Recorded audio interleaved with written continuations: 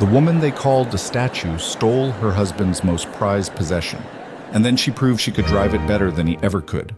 Lucian DeLuca ruled Chicago's underworld with an iron fist, but he never suspected that his silent, obedient wife harbored a secret identity that could shatter everything he thought he knew. When Valeria vanished into the night behind the wheel of his vintage Mustang, she didn't just steal a car, she reclaimed the life he'd buried beneath 6 months of suffocating expectations.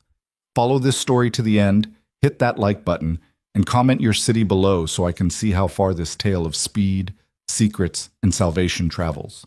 The Sinclair Hotel ballroom glittered like a jewel box designed to showcase Chicago's most dangerous predators.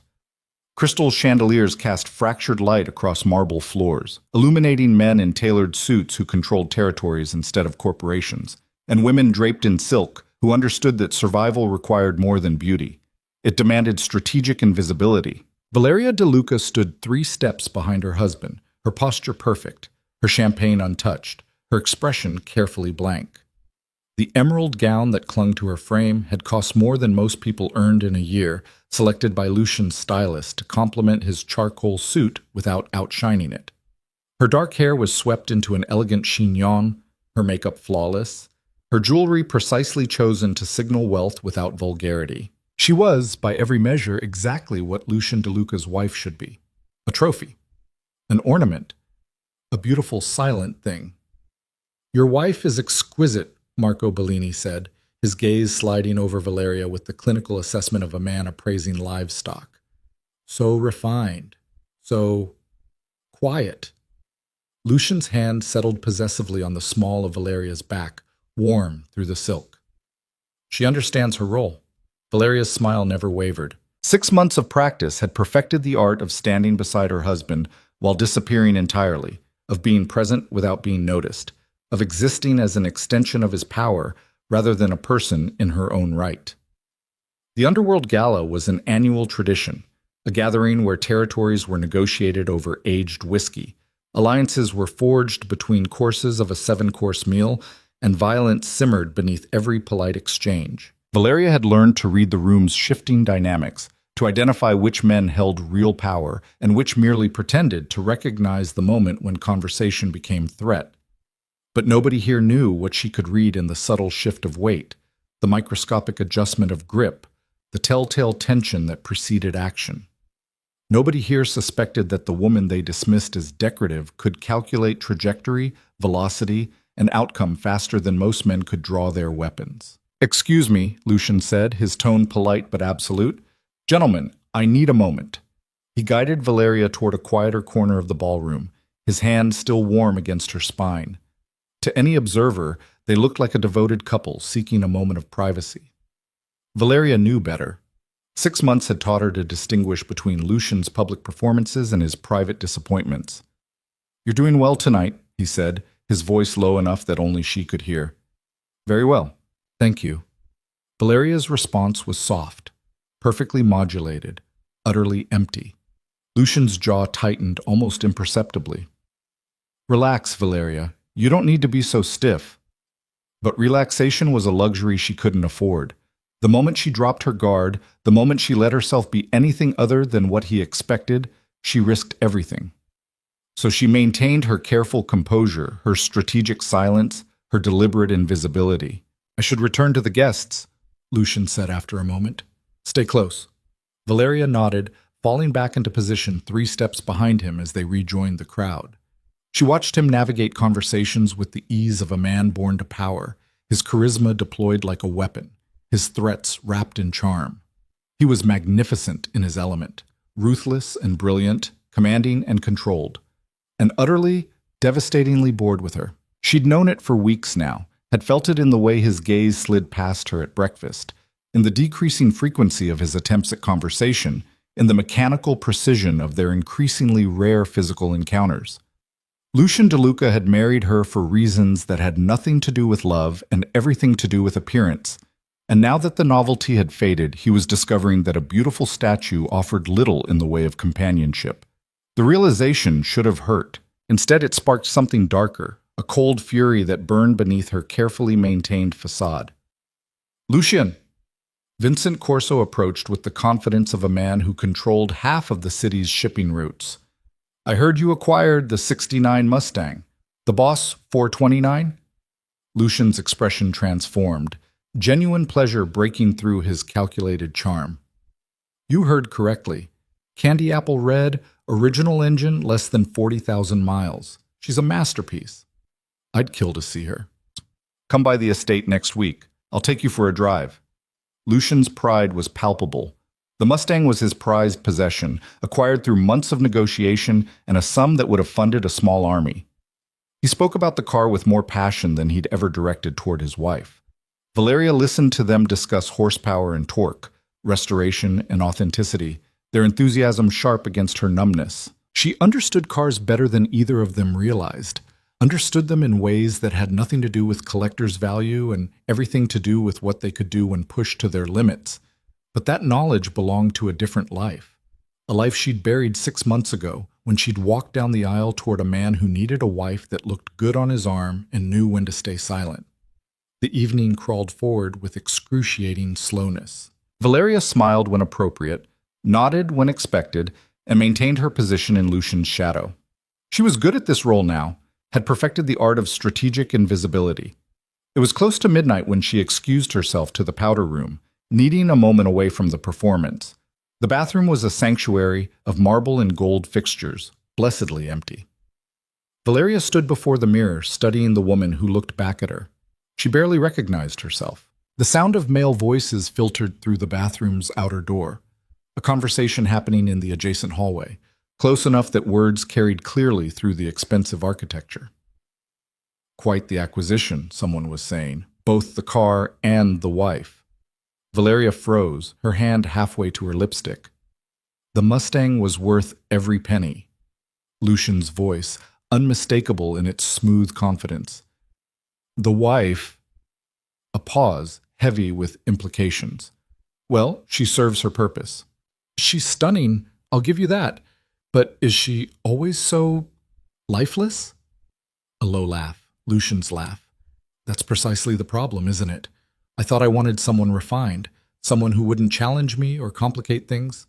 Turns out, I married a statue, beautiful to look at, utterly hollow inside. The words landed like physical blows, each one precise and devastating. Any regrets? The other man asked. Regrets? No. Boredom? Absolutely. Lucian's voice carried the casual dismissiveness of a man discussing disappointing weather. She's exactly what I thought I wanted. Quiet, obedient, decorative. But Christ, Vincent, it's like living with a ghost. She has no fire, no passion, no substance. Sometimes I wonder if there's anything real beneath all that careful composure. Valeria's reflection stared back at her, emerald silk and perfect makeup and strategic invisibility. Her hand trembled just slightly before she forced it steady. 6 months of suffocating her true self, of playing the role he'd required, of becoming exactly what he'd claimed to want. And he was bored. The fury that had been simmering beneath her careful facade ignited, cold and absolute. She'd sacrificed everything, her identity, her passion, her very self, to become what Lucian DeLuca needed. She'd buried Nick so deep that sometimes she forgot the woman she'd been, the life she'd lived, the fire that had once defined her. For this, for a man who found her hollow. Valeria's fingers found her phone, pulling up the security app that controlled their estate's systems. Lucian had given her access months ago, never imagining she'd use it for anything beyond adjusting the thermostat or checking when he'd arrive home. The garage security showed 4 vehicles: Lucian's armored SUV, her own tasteful sedan, a backup car for the household staff, and the Mustang. The beautiful, pristine, utterly precious 1969 Mustang that Lucian loved more than he'd ever loved his wife. The camera feeds showed the estate's security detail following predictable patterns, guards at the main gate, perimeter checks every 20 minutes. Interior surveillance focused on entry points rather than the garage itself. She'd watched these patterns for 6 months without realizing she'd been studying them, cataloging weak points and timing windows with the instincts of someone who'd spent years evading pursuit. Nix's instincts. Still there, buried, but not dead. Valeria made her decision in the space between heartbeats. She touched up her lipstick, straightened her already perfect posture, and walked back into the ballroom with the same careful composure she'd maintained all evening. Lucian was still deep in conversation with Vincent and two other men, discussing something about shipping routes and territorial adjustments. He didn't notice when she approached, didn't register her presence until she touched his arm with exactly the right amount of deference. "I have a headache," she said softly, her voice carrying just the right note of apologetic fragility. "Would you mind if I took the car home early?" Lucian barely glanced at her. "Take the sedan. I'll need the SUV later." "Of course." Valeria smiled, the expression practiced and empty. "I hope you enjoy the rest of your evening." She collected her clutch and wrap, offered polite goodbyes to the appropriate people, and walked out of the Sinclair Hotel with the same elegant composure she'd maintained all night.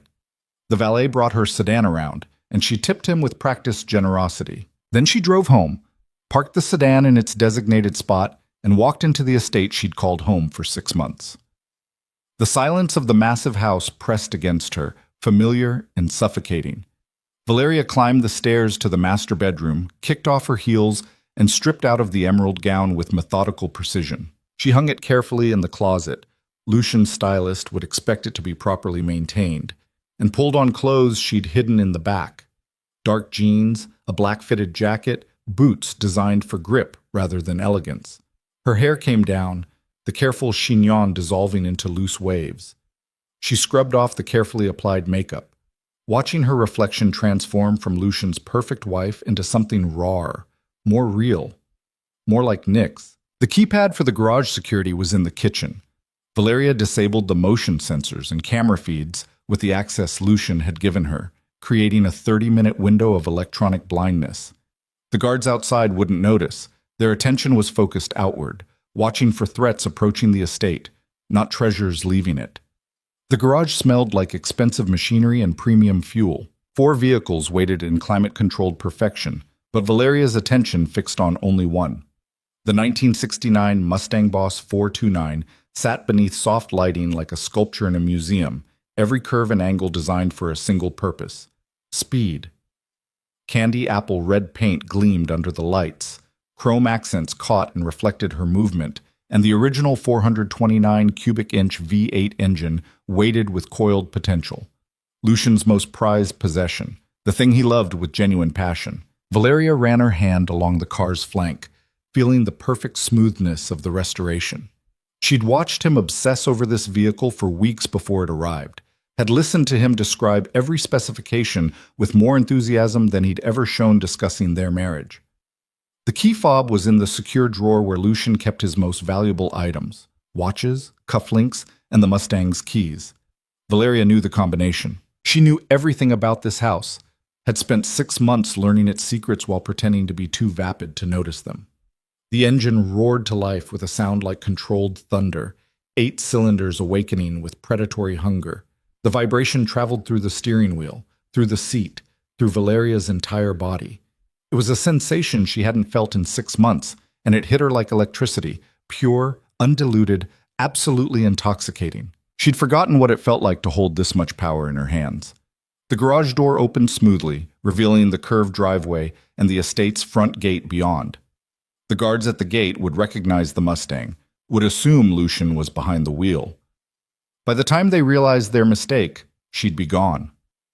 Valeria guided the Mustang down the driveway with careful precision, keeping her speed moderate, her movements unremarkable. The guards waved her through without question, their attention already shifting back to their surveillance of the perimeter.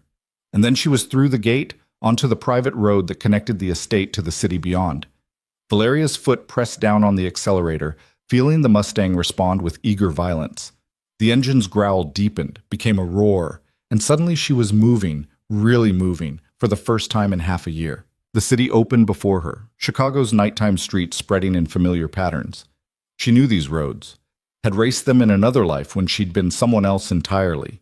The muscle memory was still there, buried beneath 6 months of strategic forgetting, waiting to resurface. She took the turns faster than was strictly legal, testing the Mustang's handling, relearning the dance between driver and machine.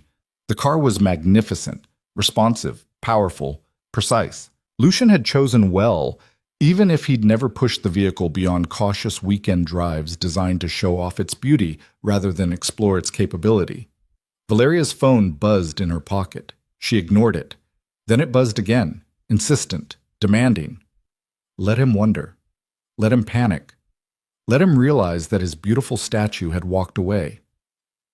The dockside district appeared in her windshield, industrial buildings giving way to warehouses and shipping containers.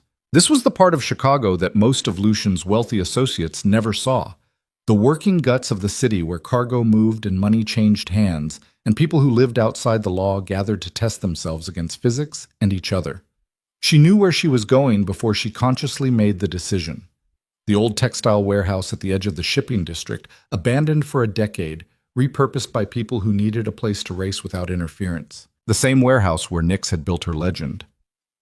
Valeria parked the Mustang 2 blocks away, on a side street dark enough to provide cover. She sat for a moment in the driver's seat, engine idling, feeling the steady thrum of power beneath the hood.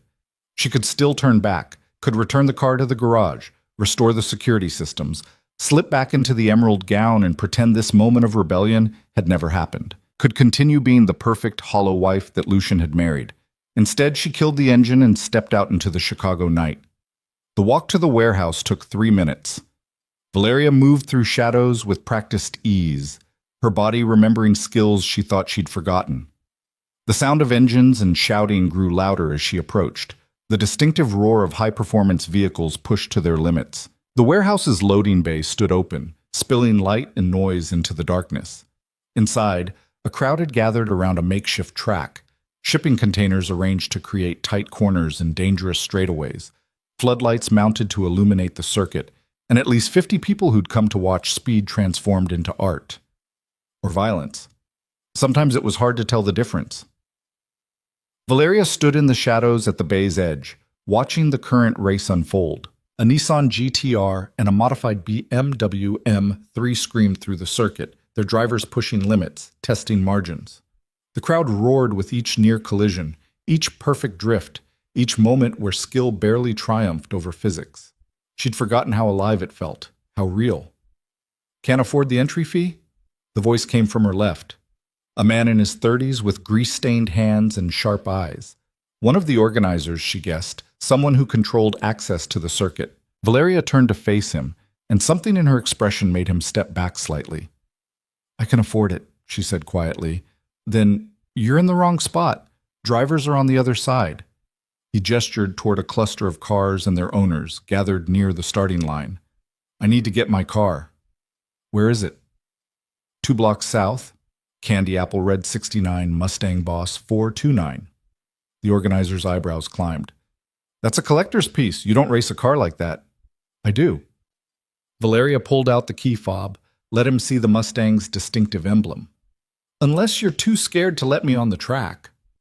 His laugh was sharp and surprised. Scared? Lady, I don't give a damn what you destroy. Entry fee is $2,000. You crash, you clean up your own mess.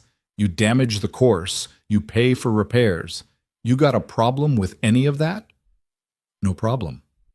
What's your name? Valeria hesitated for just a moment, feeling the weight of a decision that couldn't be unmade. Then she smiled, and it was nothing like the careful, empty expressions she'd perfected as Lucian's wife. Nix. The organizer's expression shifted, surprise bleeding into speculation. Nix? The Nix? Does it matter? It matters if you're the driver who disappeared 18 months ago after beating everyone stupid enough to challenge her. It matters if you're the ghost who could make a car do things that shouldn't be physically possible.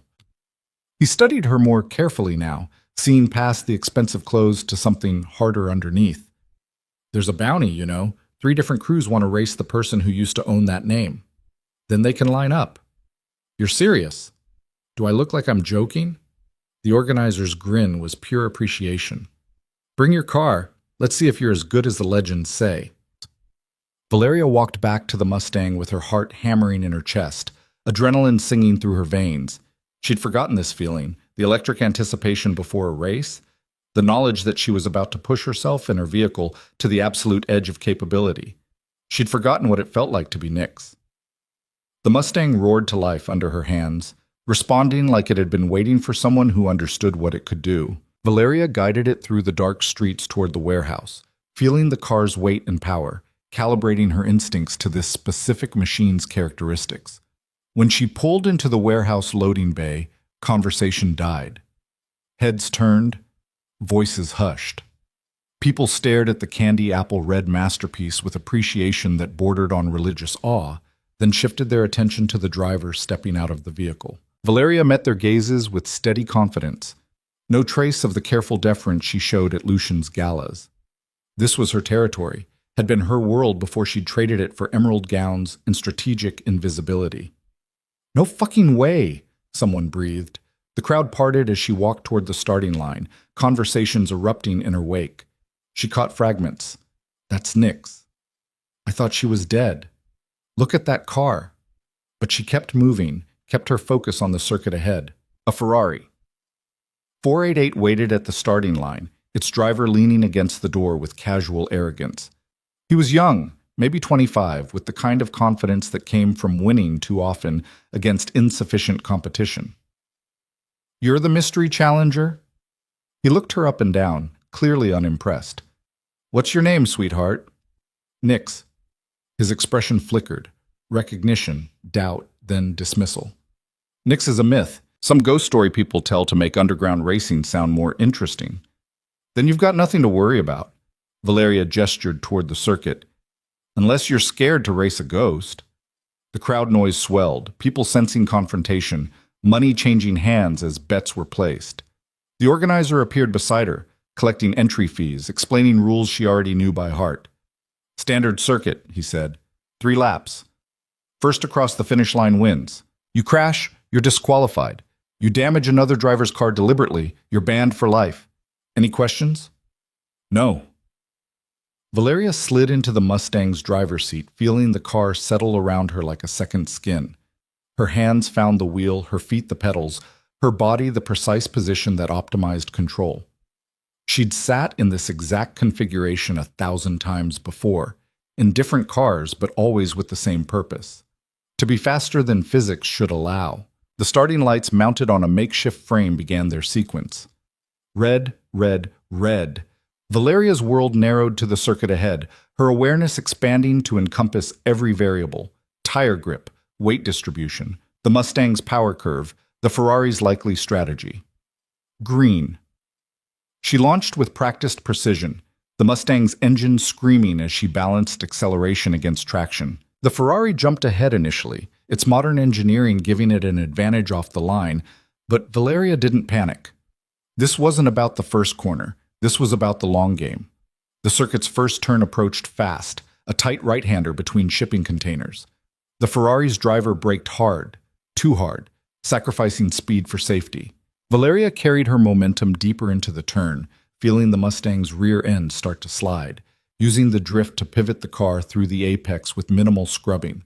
She exited the corner level with the Ferrari, engine roaring, adrenaline singing.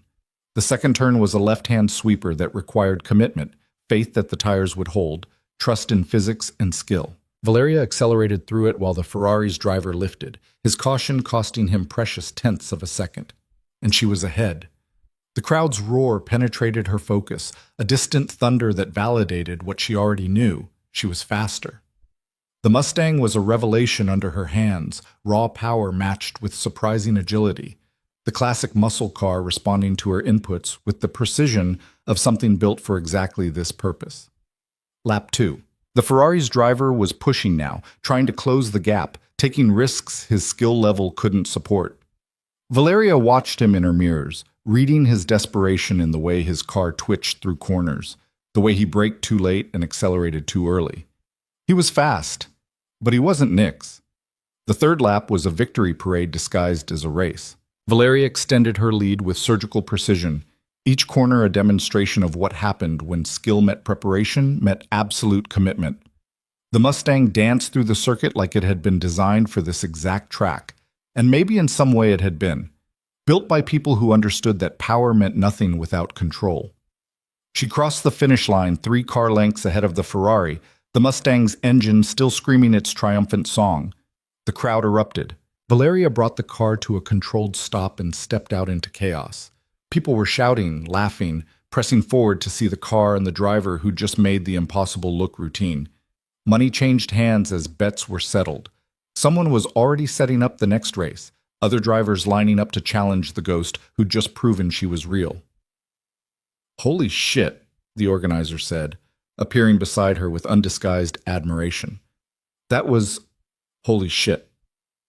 I need another race." "You need about 5 more races. Every driver here wants a shot at you now." He grinned. "Welcome back, Nix." Valeria looked at the crowd, at the cars waiting their turn, at the circuit that had been her proving ground in another life. The adrenaline was still singing through her veins, pure and clean and absolutely addictive. She'd forgotten what it felt like to be alive. Her phone buzzed insistently in her pocket. She pulled it out, saw 17 missed calls from Lucian, each one marked urgent. Let him wait. Let him wonder where his hollow statue had gone. "Line them up," Valeria said to the organizer. "I'm not done yet." She raced 4 more times that night, beating a Porsche 911 Turbo, a modified Supra, a Corvette Z06, and finally a Lamborghini Huracan whose driver refused to believe that a classic Mustang could possibly be faster than his Italian masterpiece. She proved him wrong. By the time she finished, it was past 3 in the morning. The crowd had swelled to over 100 people, word spreading through Chicago's underground that Nix had returned, that the ghost was real and she was driving a candy apple red Mustang that shouldn't be able to do the things it was doing. Valeria sat in the driver's seat between races, feeling the engine's heat through the floorboards, feeling more herself than she had in 6 months. This was who she was, not Lucian's decorative wife, not the hollow statue he'd grown bored with, but someone who could take a machine to its absolute limits and make it sing. Her phone had stopped buzzing around midnight. Now, at 3:47 a.m., it lit up with a new message. "Lucian, where are you?" Simple, direct, controlled fury barely contained by 4 words. Valeria smiled and didn't answer. She drove the Mustang out of the warehouse as dawn began to paint the eastern sky. The crowd parting to let her through. Their respect and admiration a validation she'd needed without realizing it. The car's engine had settled into a satisfied purr. Well used, but not abused, pushed hard, but never beyond its limits. She didn't go home. Instead, she drove through Chicago's waking streets, watching the city transform from night to day, feeling the Mustang's steering wheel under her hands, and knowing that she'd crossed a line she couldn't uncross. She'd stopped being the hollow statue, and she had absolutely no intention of going back. The sun was fully risen by the time Valeria pulled the Mustang into a 24-hour diner on the outskirts of the city, her body buzzing with adrenaline and exhaustion in equal measure. She'd been driving for hours, racing for most of them, and now the crash was beginning to set in, the inevitable come-down after pushing herself to the edge. She ordered coffee and toast she didn't eat, sitting in a corner booth where she could watch the parking lot and the candy apple red Mustang gleaming in the early morning light. Her phone sat on the table beside her plate, silent now, but she knew that silence wouldn't last. Lucian would be looking for her, looking for his car, and when he found either, there would be consequences. The thought should have terrified her. Instead, it sparked something that felt dangerously close to satisfaction. Her coffee was half finished when the diner's door opened and 3 men walked in, their body language immediately setting off alarms in Valeria's mind. They moved like predators, scanning the space with practiced efficiency, their attention fixing on her within seconds. Not Lucian's men. She would have recognized his security detail. These were someone else's. The leader approached her booth with calculated confidence, his expensive suit at odds with the diner's worn vinyl and chipped formica. He was older than his companions, maybe 45, with the kind of controlled physicality that suggested military training repurposed for less legal enterprises. "Nix," he said, sliding into the seat across from her without invitation. "Quite the performance last night." Valeria's hand moved subtly toward her jacket pocket, where she kept the small blade she'd carried since her racing days. "Do I know you?" "Marcus Chen. I run the East Side Circuit." His smile was sharp and knowing. "You destroyed some of my best drivers last night. Cost me about 30,000 in lost bets." "Then you bet wrong." "No, I bet exactly right. On you, every time." Marcus gestured toward the Mustang visible through the window. "That's Lucian DeLuca's car. Everyone in the underground knows about his precious vintage restoration, which means either you stole it or you're connected to him in ways that make this situation very interesting. Valeria said nothing, her expression carefully neutral. I'm guessing you're connected, Marcus continued, because someone who steals a car that recognizable isn't stupid enough to race it in public unless they're making a point. So the question is, what point are you making, and how much trouble is Lucian DeLuca going to cause when he figures out his wife is Nyx? The revelation hung in the air between them, heavy with implications. Valeria's pulse kicked up, but she maintained her composure, years of practice allowing her to hide the spike of anxiety. How long have you known? Since about 2 hours ago, when one of my people pulled property records and society page photographs. Marcus leaned back, studying her with open curiosity. Valeria DeLuca, née Rossi, married 6 months ago in a ceremony that was supposed to unite two powerful families. The bride was described as refined, elegant, and notably private. No one mentioned she used to be the most dangerous driver in Chicago. Used to be? Last night suggested you haven't lost your edge. He paused, letting the weight of his knowledge settle. The question is what you're planning to do now that you've announced your return, because walking away from Lucian DeLuca isn't something people generally survive. Valeria's fingers traced the rim of her coffee cup, buying time to think. Marcus Chen represented opportunity and danger in equal measure. The East Side Circuit was neutral territory, controlled by interests that operated independently of the major crime families. If she needed allies outside of Lucian's world, this was where she'd find them. I'm not walking away from anything, she said carefully. I'm reclaiming what I gave up. By stealing his car and destroying his credibility? By reminding him that I'm not a statue he can admire and ignore. Marcus's laugh was genuinely appreciative. You've got bigger problems than a bored husband, Nyx. Word is already spreading about last night. By noon, everyone in Chicago's underground will know that Lucian DeLuca's perfect wife is the legendary street racer who disappeared 18 months ago. His enemies are going to see that as weakness. His allies are going to question his judgment. And Lucian himself is going to have to decide whether you're an asset worth protecting or a liability that needs to be eliminated. The brutal assessment landed with the force of truth. Valeria had been so focused on her own fury, her own need to reclaim her identity, that she hadn't fully calculated the broader implications. In Lucian's world, image was everything, control was everything, and she'd just demonstrated that he controlled neither his wife nor his possessions. What would you do? She asked. Me? I'd leverage the hell out of it. Marcus gestured toward the Mustang. You've got skills that are worth serious money. You've got access to Lucian's world that most people would kill for. And you've clearly got the spine to stand up to one of Chicago's most dangerous men. Those are assets if you're smart enough to use them. I'm not interested in betraying my husband. I'm not asking you to. I'm suggesting you negotiate from a position of strength instead of waiting for him to decide your fate. Marcus pulled a business card from his pocket, sliding it across the table. When Lucian comes looking for you, and he will, make sure you've got options. My circuit is neutral territory. You need a place to race, a place to think, a place where DeLuca family politics don't apply. You know where to find me. He stood, his companions moving to flank him with practiced precision. For what it's worth, I hope you survive this. The underground racing scene has been boring as hell since you disappeared. It'd be nice to have the competition again. They left as efficiently as they'd arrived, the diner's door closing behind them with a soft chime. Valeria sat alone with her cold coffee and racing thoughts, Marcus Chen's business card a small rectangle of potential on the table. Her phone buzzed. Finally, a new message from Lucian. Come home, now. We need to talk. No threats, no rage, just controlled expectation that she would obey. Valeria stared at the message for a long moment, feeling the weight of decision pressing down on her. She could go home, return the Mustang, apologize for the disruption, and hope that Lucian's pride would allow him to forgive the humiliation. She could slip back into the role of perfect wife, bury Nyx again, pretend that last night had been an aberration rather than an awakening. Or she could drive the Mustang straight to the estate, park it exactly where she'd found it, and make Lucian face the woman he'd married instead of the statue he'd created. She chose the latter. The drive back to the DeLuca estate took 30 minutes through Chicago's mid-morning traffic. Valeria used the time to steady herself, to prepare for the confrontation she knew was coming.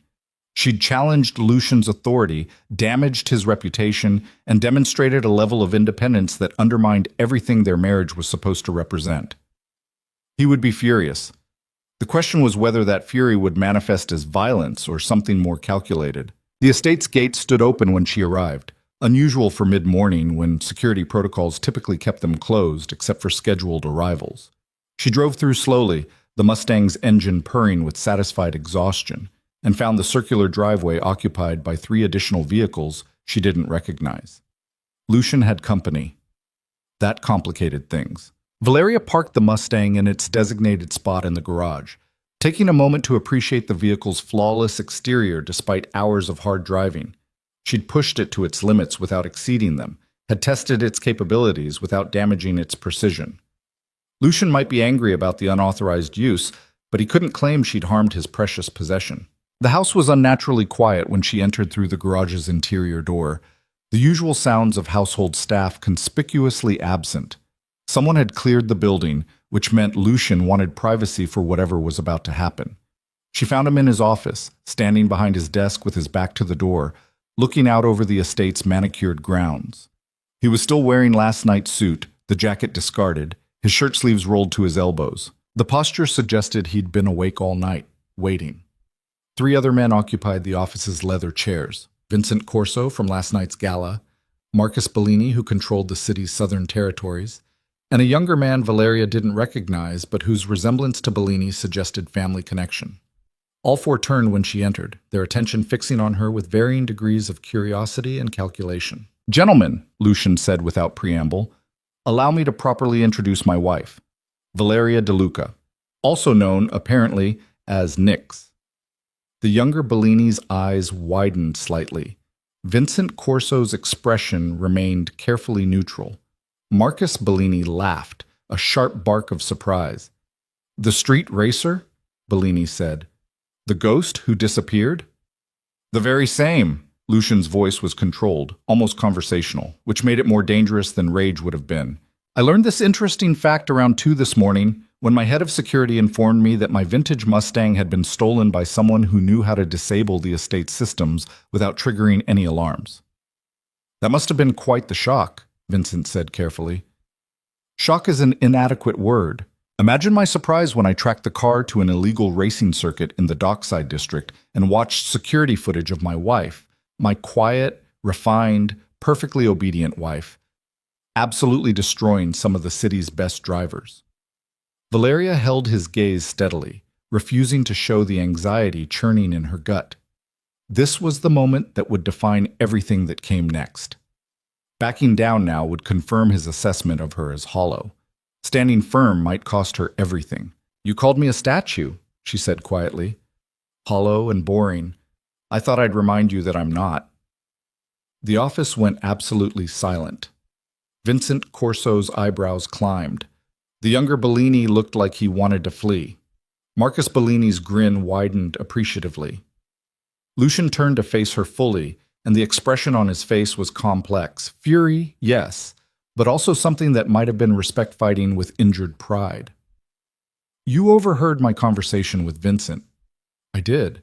And your response was to steal my most valuable possession and publicly humiliate me by demonstrating skills you've been hiding for 6 months?" "My response was to stop pretending to be someone I'm not." Valeria took 3 steps into the office, her posture straight, her voice steady. "You wanted a decorative wife who wouldn't challenge you or complicate your life. I tried to give you that, but you can't marry someone and then complain when they become exactly what you demanded." "I didn't demand you lie about who you are. You demanded I be quiet, refined, and invisible. That's exactly what lying about who I am looks like." Vincent Corso coughed quietly, clearly uncomfortable with witnessing a marital confrontation that carried implications far beyond personal discord. "Perhaps we should give you 2 privacy." "No." Lucian's voice cracked like a whip. "Stay. All of you." He gestured toward Valeria. "My wife has apparently decided that our private business should be conducted in the public arena. Let's see how she handles the consequences." Valeria's pulse hammered, but she maintained her composure. This was a test. Lucian was establishing dominance by refusing her the dignity of a private confrontation, by forcing her to defend herself in front of men who would judge her, assess her, and report their observations throughout Chicago's underworld. The consequences of what? She asked. Being honest about my capabilities? Reminding you that I have value beyond my appearance? The consequences of theft, property damage, and making me look weak. I didn't damage your car. I drove it exactly as it was meant to be driven, and I returned it in perfect condition. As for making you look weak, Valeria paused, choosing her words with surgical precision. I made you look like a man who didn't know what he had. That's not weakness. That's inattention. Marcus Bellini's laugh was unrestrained now. She's got you there, Lucian. Shut up, Marcus. But there was no real heat in Lucian's rebuke. His attention remained fixed on Valeria, his brilliant tactical mind clearly processing this new dynamic, calculating angles and outcomes. You think this is about the car? I think this is about control, Valeria said. You controlled who I was, what I showed the world, how I presented myself in your spaces. Last night, I took that control back. And yes, I did it publicly because private rebellion doesn't change anything. It just gets buried and ignored. So this was a message. This was me refusing to be a statue. The younger Bellini was watching this exchange with open fascination, clearly not accustomed to seeing anyone challenge Lucian DeLuca so directly. Vincent Corso's expression had shifted from discomfort to something like careful interest. Lucian walked around his desk with deliberate slowness, each step measured, his body language predatory. He stopped 3 feet from Valeria, close enough that she could see the exhaustion in his eyes, the tension in his jaw, the complex calculation happening behind his controlled exterior. You could have told me, he said, his voice lower now, meant for her despite their audience. About your racing, about Nick's, about any of it. Would you have believed me? Or would you have thought I was trying to make myself interesting, trying to be something I wasn't? Valeria held his gaze. You married me because I was quiet and refined. You didn't want complications. You didn't want a partner who would challenge you or demand your attention. You wanted exactly what you said I was, something beautiful to look at that wouldn't disrupt your life. That's not... Lucian stopped, his jaw tightening. That's not entirely fair. Then tell me what was unfair about it. The confrontation hung between them, raw and unresolved. Valeria could see Lucian processing, could almost watch his tactical mind working through implications and calculations. He'd been caught off guard, his assumptions shattered, his carefully constructed marriage revealed as a house built on incomplete information. The racing, he said finally. How good are you, actually? I'm the best driver in Chicago. I was before we married, and based on last night's performance, I still am. Show me. The demand caught her off guard. What? Show me. Lucian's expression shifted, fury giving way to something more complex, curiosity mixed with challenge. You destroyed my credibility last night. Every person in the underground now knows that my wife is Nick's, that I didn't know who I married, that I called you hollow while you were secretly legendary. The only way to salvage this is to demonstrate that you're an asset, not a liability. How? Lucian turned to address his guests. Gentlemen, it appears my morning schedule has changed. Marcus, you've been bragging about your nephew's driving for months. Vincent, your son just bought that ridiculous German import. I propose a race, my wife against your best drivers. If she wins, we end this conversation about weakness and damaged credibility. If she loses, he paused, looking back at Valeria. If she loses, we discuss consequences. Marcus Bellini's grin was pure satisfaction. You want to race your wife against our people? In front of witnesses? I want to prove that what she did last night wasn't a fluke or a lucky night. I want to demonstrate that Valeria DeLuca is exactly what she claims to be. Lucian's eyes held Valeria's, and she could see the calculation there, the ruthless pragmatism that had built his empire. And if she's going to blow up my carefully constructed image of our marriage, the least she can do is make the chaos useful. Valeria's mind raced. This was opportunity and trap simultaneously. Winning would validate her skills, would force Lucian and his allies to see her as more than decorative. But losing would confirm his assessment of her as someone who'd gotten lucky, someone whose rebellion amounted to nothing meaningful. Where? She asked. The old airfield on the north side. Neutral territory. Enough space for a proper circuit, private enough that we won't attract unwanted attention. Lucian was already moving, his energy shifting from confrontational to focused. We'll set it up for this afternoon. 3 races. You against Marcus's nephew, against Vincent's son, and against whoever else wants to challenge the legendary Nix. And if I refuse? Then you confirm that last night was a performance rather than reality. Your choice. Vincent Corso shifted uncomfortably. Lucian, is this really necessary? You could simply, what? Discipline my wife for embarrassing me? Beat her into submission? Lock her in the house and pretend last night never happened? Lucian's laugh was sharp. Vincent, you know me better than that. I don't waste resources, and I don't ignore potential advantages. If Valeria is truly Nix, then she's worth far more as an ally than an enemy. And if she's lying, the younger Bellini asked, then we'll all learn a valuable lesson about the dangers of overconfidence. Lucian gestured toward the door. Gentlemen, you have 4 hours to gather your drivers and whatever you're willing to wager. I'll handle the logistics.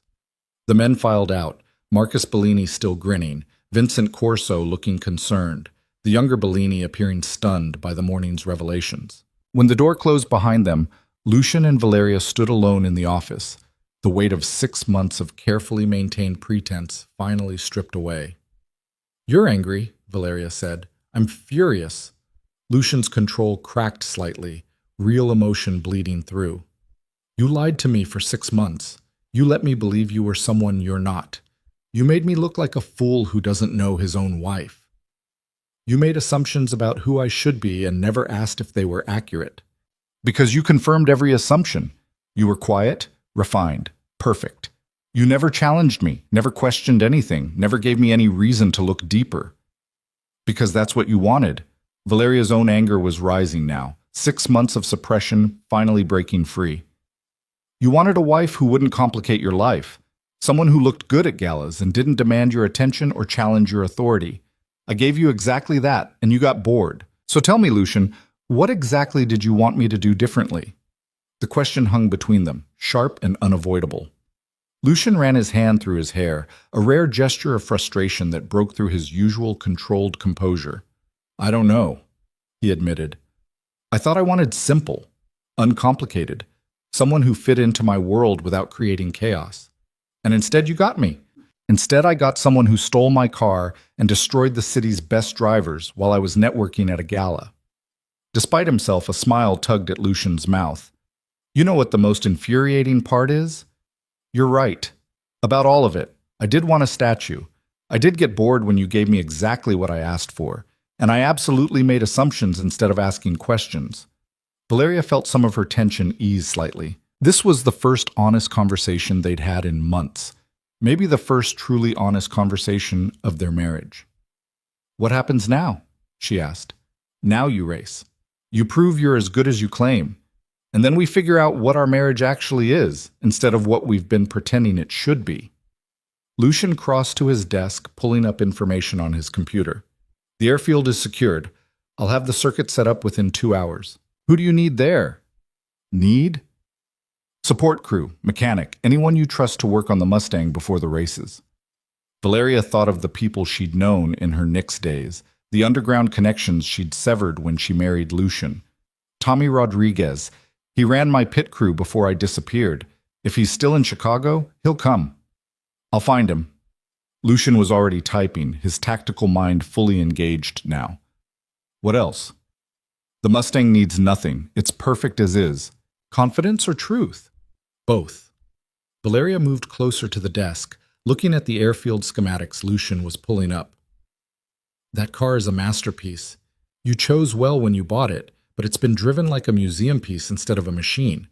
Last night I opened it up, let it do what it was built for. It responded perfectly. Lucian studied her for a long moment, his expression complex. You really are Nix. I tried to tell you that.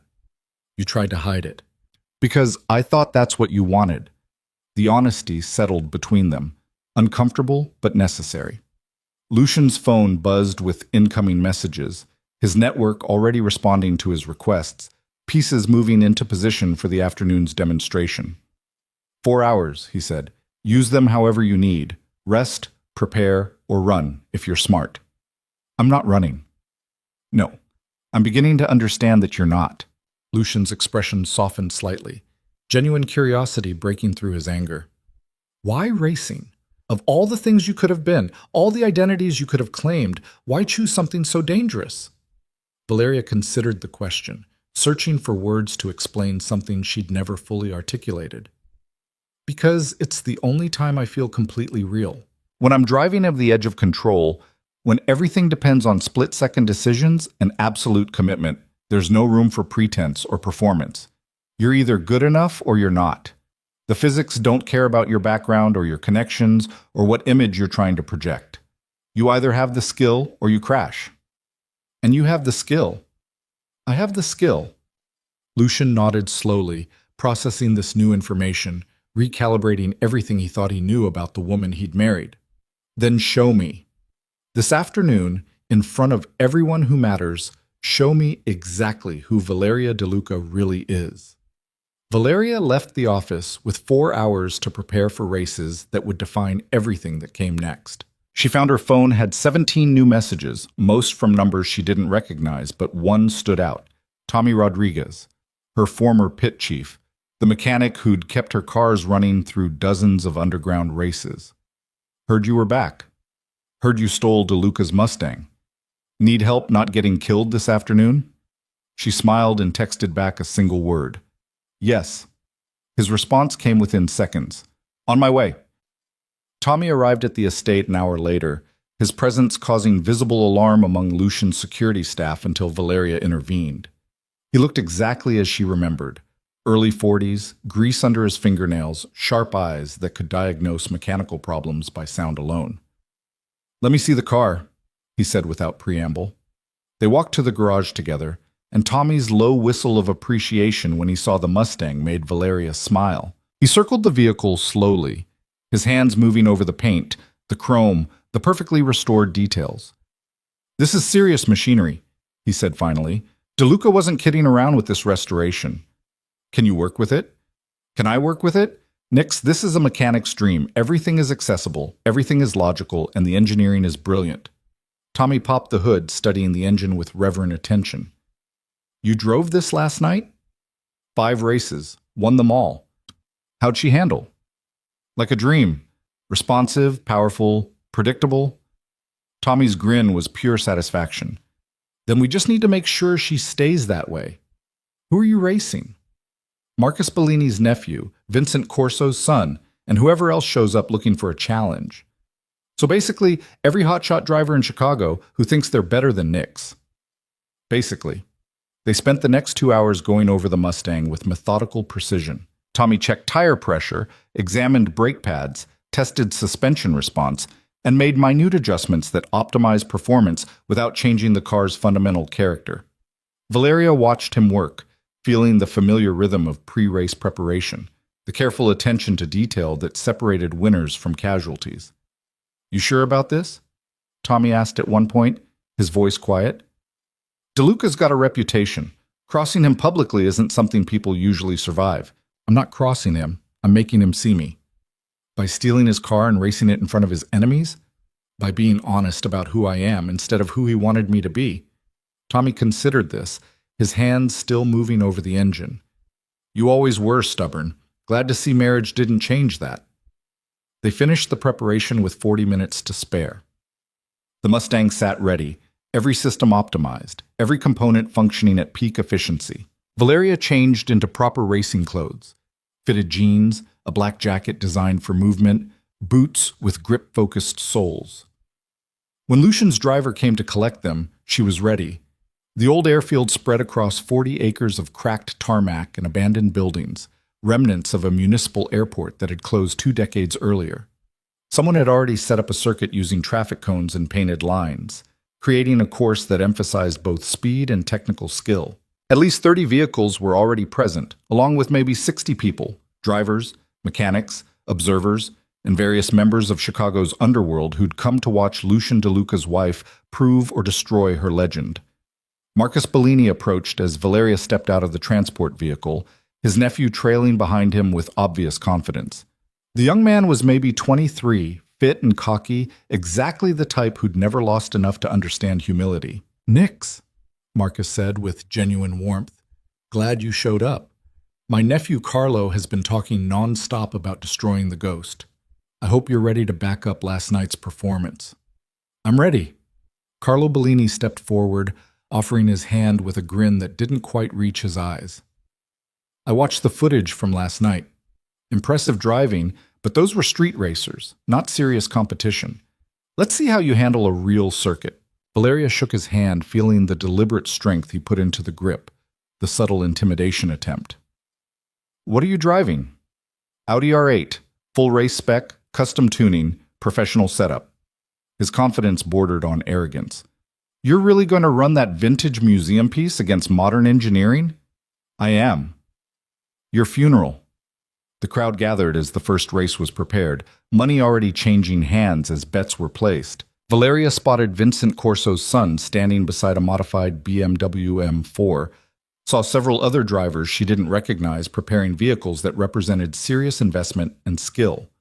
And there, standing slightly apart from the others with his arms crossed and his expression unreadable, stood Lucian De Luca, watching everything with the focused intensity he brought to all his strategic calculations. Tommy helped her into the Mustang, making final checks while offering quiet encouragement. "Remember your lines. Trust your instincts. Don't let him bait you into making mistakes." "I won't."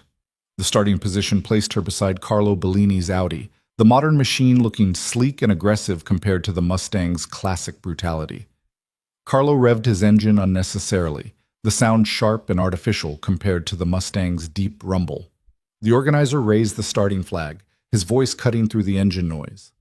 3 laps. First across the finish wins. Drivers ready?" Valeria's hands found their positions on the wheel, her feet the pedals, her awareness expanding to encompass the circuit, the competition, the physics that would determine the outcome.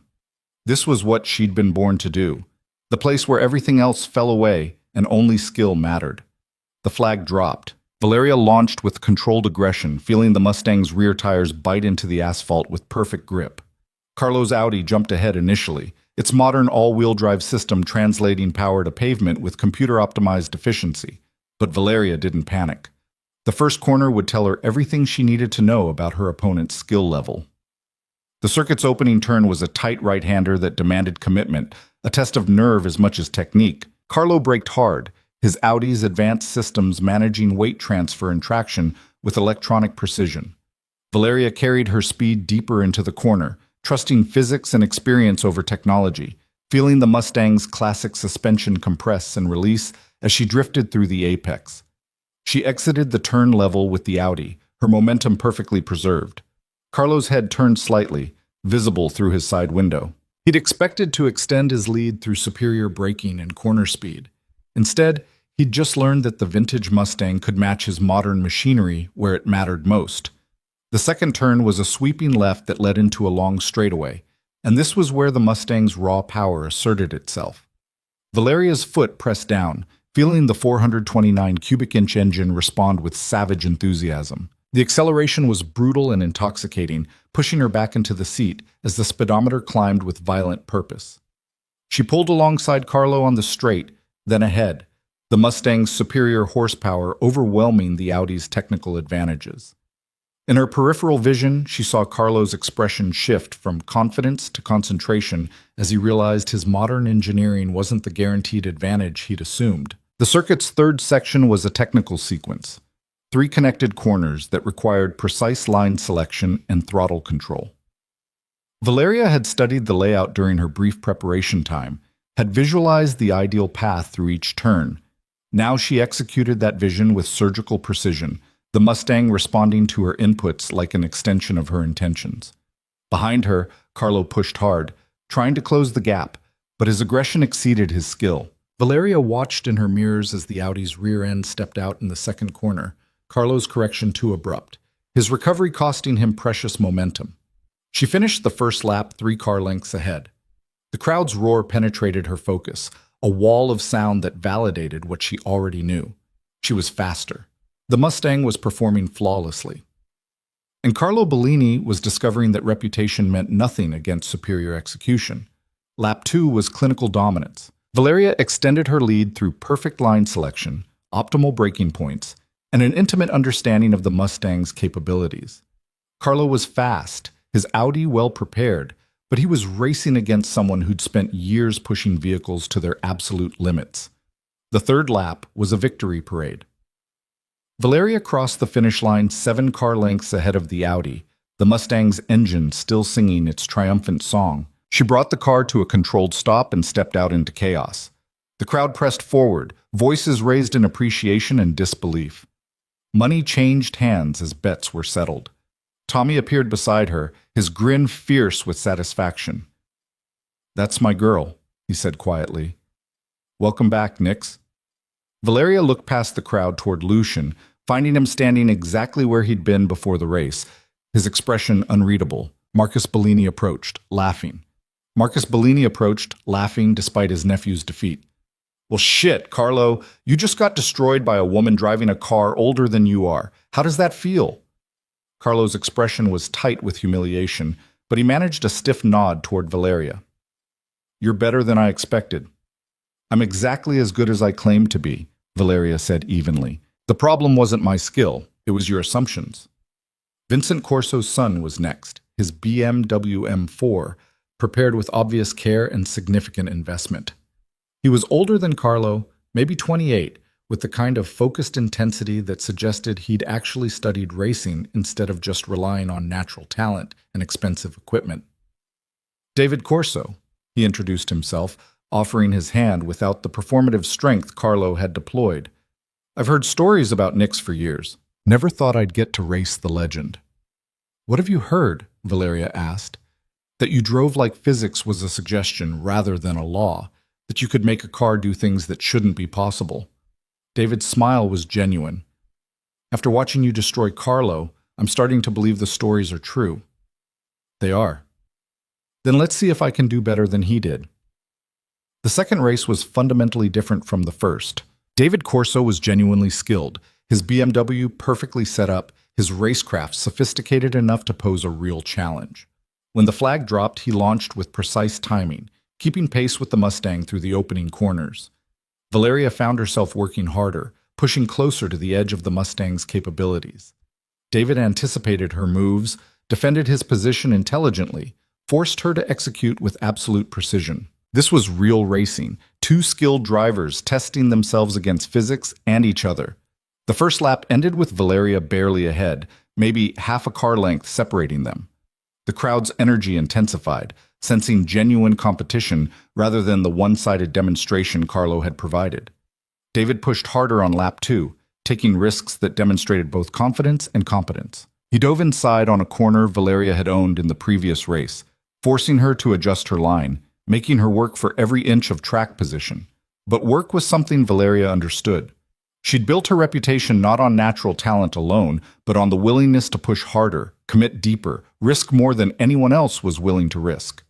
David was skilled, but Valeria was relentless. She reclaimed the inside line on the circuit's tightest corner, feeling the Mustang's rear end slide precisely to the edge of adhesion, using the drift to pivot through the apex faster than the BMW's grip-focused approach allowed. David tried to follow, but his modern stability systems fought against the technique, his electronics preventing the controlled slide that Valeria had perfected through years of practice. The gap opened.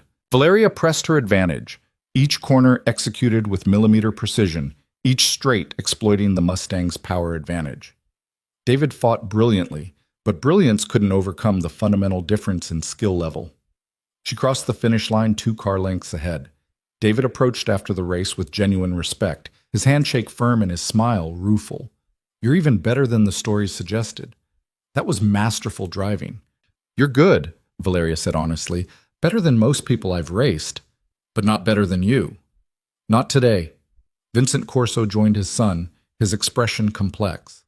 "Lucian, your wife just beat my best driver. I'm not sure whether to congratulate you or offer condolences." Lucian had moved closer during the second race, his attention fixed on Valeria's performance with the same focused intensity he brought to analyzing business opportunities and strategic threats. "Congratulations seem appropriate. I'm beginning to understand what Marcus meant about assets versus liabilities." Three more drivers challenged Valeria over the next hour, each bringing different vehicles and approaches. A Porsche 911 Turbo, driven by someone from the West Side Circuit. A modified Corvette Z06, whose owner had been talking trash about Nick's being overrated. A McLaren 720S, piloted by a professional driver who'd been brought in specifically to test whether Valeria's reputation was genuine. She beat them all. Not by identical margins, the professional in the McLaren pushed her harder than anyone except David Corso, but with consistent dominance that left no room for doubt or qualification. By the time the last race concluded, the crowd's energy had shifted from skepticism to awe, the collective understanding settling that Nix wasn't a myth or a lucky amateur, but genuinely one of the most dangerous drivers anyone present had ever witnessed. Valeria stepped out of the Mustang after the final race, her body humming with adrenaline and exhaustion. Tommy was there immediately, checking the car, ensuring that the sustained performance hadn't caused any problems. "She's perfect," he said after a moment. "Not even overheated. You drove this thing hard without abusing it. That's professional-level mechanical sympathy." Lucian approached as the crowd began to disperse, winners collecting their earnings, losers nursing their damaged pride. He stopped 3 feet from Valeria, his expression still unreadable, and for a moment they simply looked at each other. "Satisfied?" Valeria asked. "Impressed," Lucian corrected. "There's a difference." He glanced at the Mustang, then back at her. "You drove my car better than I ever could. Better than I ever imagined it could be driven. It's a masterpiece. You chose well when you bought it." "I'm beginning to think I chose well in more ways than I realized." Lucian's voice was quiet enough that only she could hear. "We need to talk. Privately." They left the airfield in separate vehicles, Valeria driving the Mustang with Tommy beside her, Lucian following in his armored SUV with his security detail. The victory felt hollow somehow, incomplete despite the undeniable validation she'd achieved. She'd proven her skill, demonstrated her value, forced Lucian and his world to see her as something more than decorative. But the fundamental question remained unanswered. What happened now? The estate felt different when they returned, the silence less suffocating, the massive rooms less oppressive. Valeria found Lucian waiting in his office, the same space where their morning confrontation had occurred, but the energy was fundamentally changed. "Sit," he said, gesturing to one of the leather chairs. "Please." The addition of "please" was unusual. Lucian rarely asked for anything, his natural authority making requests sound like commands regardless of phrasing. Valeria sat, watching him carefully, trying to read the calculation happening behind his controlled expression. "I owe you an apology," Lucian said without preamble. "Several apologies, actually." That caught Valeria off guard. Lucian DeLuca didn't apologize. It wasn't weakness exactly, but it represented a kind of vulnerability that his world didn't encourage or reward. "For what specifically?" she asked. "For calling you hollow. For being bored with the very behavior I demanded. For marrying you without bothering to learn who you actually were."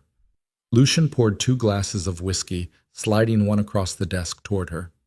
"For creating a situation where you felt like lying was safer than honesty."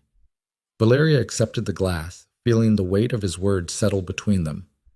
"I could have told you the truth." "Could you? Really?" Lucian's expression was sharp. "Be honest, Valeria. If you'd walked up to me 6 months ago and said you used to be a legendary street racer, would I have believed you, or would I have dismissed it as a desperate attempt to seem interesting?" The brutal honesty of the question demanded an equally honest answer. "You would have dismissed it. You wanted someone refined and quiet. Nix was neither of those things." "Exactly. So you became what I wanted, and I punished you for succeeding." Lucian took a drink, his movements controlled despite the admission. "That's not just unfair. It's strategically idiotic." "Strategically?" "I run an empire that requires constant adaptation, creative problem-solving, and people who can handle unexpected situations. What I don't need is someone who simply agrees with everything I say and never challenges my assumptions." Lucian's eyes met hers directly. "Today you demonstrated skills that are worth more than every connection your family brought to our marriage. You're an asset I didn't know I had because I was too focused on what I thought I wanted to notice what I actually needed." Valeria felt something shift in her chest, a careful hope that maybe this disaster could transform into something real. "What are you saying?" I'm saying our marriage has been a performance based on false premises. You pretended to be someone you're not. I pretended to be satisfied with that pretense, and we've both been miserable as a result." Lucian stood, walking to the window that overlooked the estate grounds. "I want to start over, not with a divorce or an annulment, but with actual honesty about who we are and what we want from each other." "And what do you want from me?" "The truth. All of it. Who you were before we married. What you gave up to become my wife. What you need to be happy instead of just compliant." He turned to face her. "And in exchange, I'll give you the same honesty. About my work, my world, the reality of what being married to me actually means." Valeria studied him carefully, looking for manipulation or strategic positioning, but finding something that looked dangerously close to genuine. "You could have handled this differently. Could have punished me for the embarrassment, asserted control, made an example out of me." "I could have, but that would make you an enemy, and I'm starting to understand that having you as an enemy would be catastrophic." Lucian's smile was sharp. "You stole my most valuable possession, publicly demonstrated that I don't know my own wife, and destroyed every driver in Chicago who thought they were better than you. If you can do all that while pretending to be a hollow statue, imagine what you could do if you actually tried." The observation was calculated to flatter while establishing new terms for their relationship. Valeria recognized the manipulation, but found herself appreciating the honesty of it. This was who Lucian was, a strategic thinker who saw every interaction as negotiation, every relationship as resource allocation. "What does starting over actually look like?" she asked. "It looks like you stop hiding who you are. It looks like I stop expecting you to be something you're not. It looks like we figure out how to build a real partnership instead of a performance." Lucian returned to his desk, pulling up information on his computer. "Marcus Chen sent me a business proposal an hour ago. He wants to formalize the underground racing circuit, make it legitimate enough to attract real sponsorship while maintaining its edge and exclusivity. He's offering you a position as primary driver and circuit designer." What did you tell him?" "I told him I'd discuss it with my wife and business partner." Lucian looked up from the screen. "Because that's what you should be.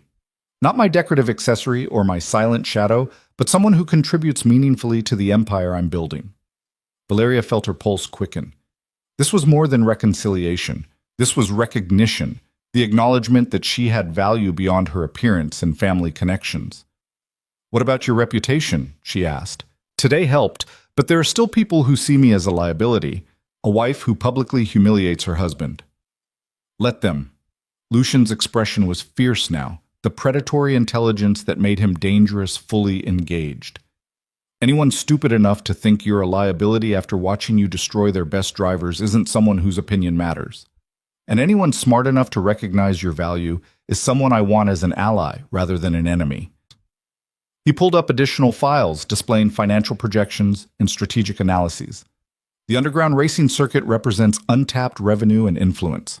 The logistics of moving vehicles and equipment requires exactly the kind of supply chain management that could serve other purposes. And having someone with your reputation operating in that world gives us access to information and connections that would otherwise be impossible to acquire. Valeria leaned forward, studying the projections. This was Lucian in his element, transforming chaos into opportunity, finding strategic advantage in unexpected places.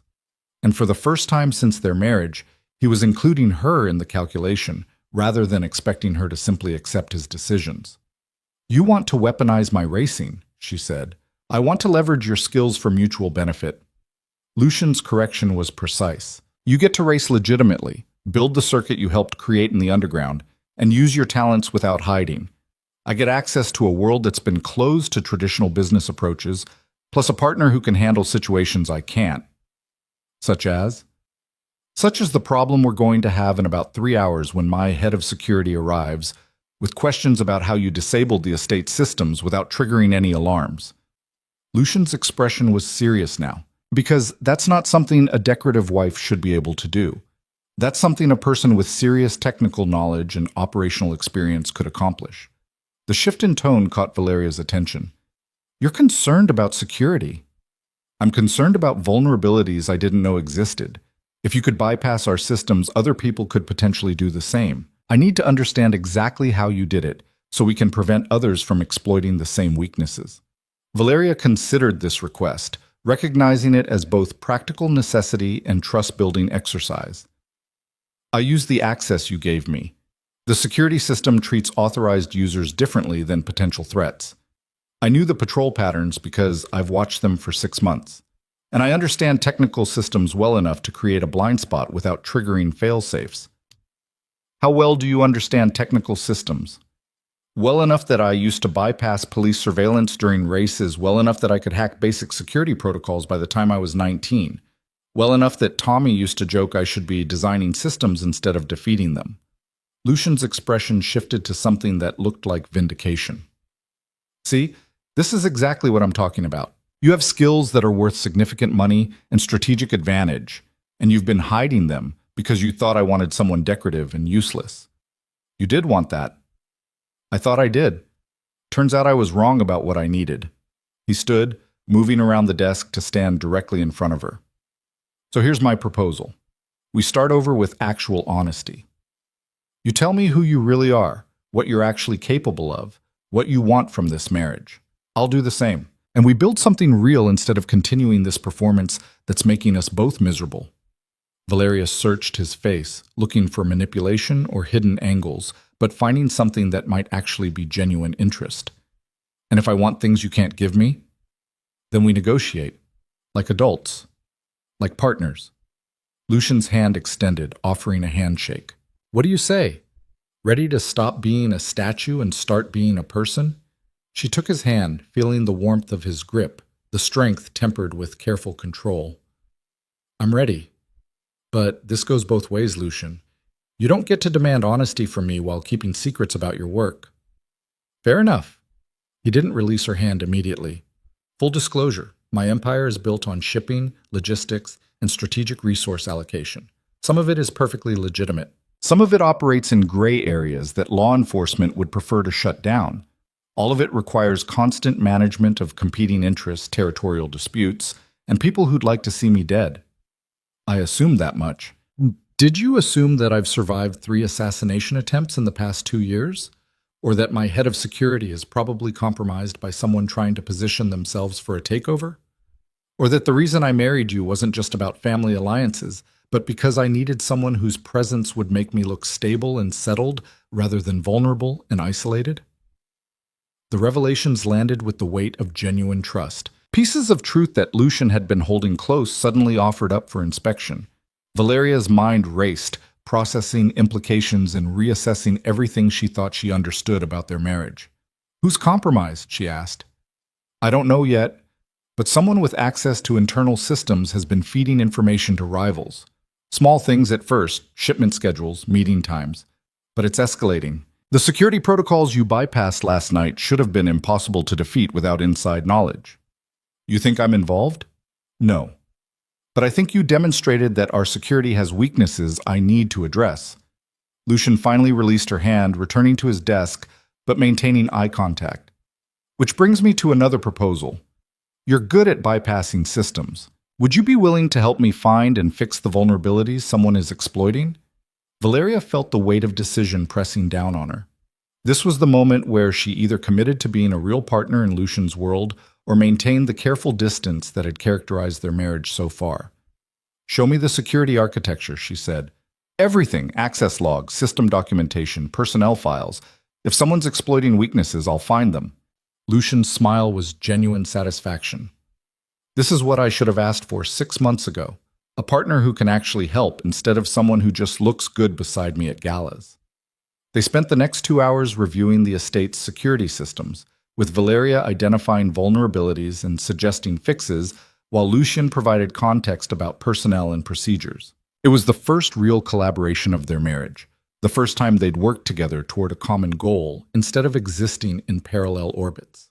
Valeria found herself appreciating Lucian's strategic mind, the way he could see patterns and connections across disparate information.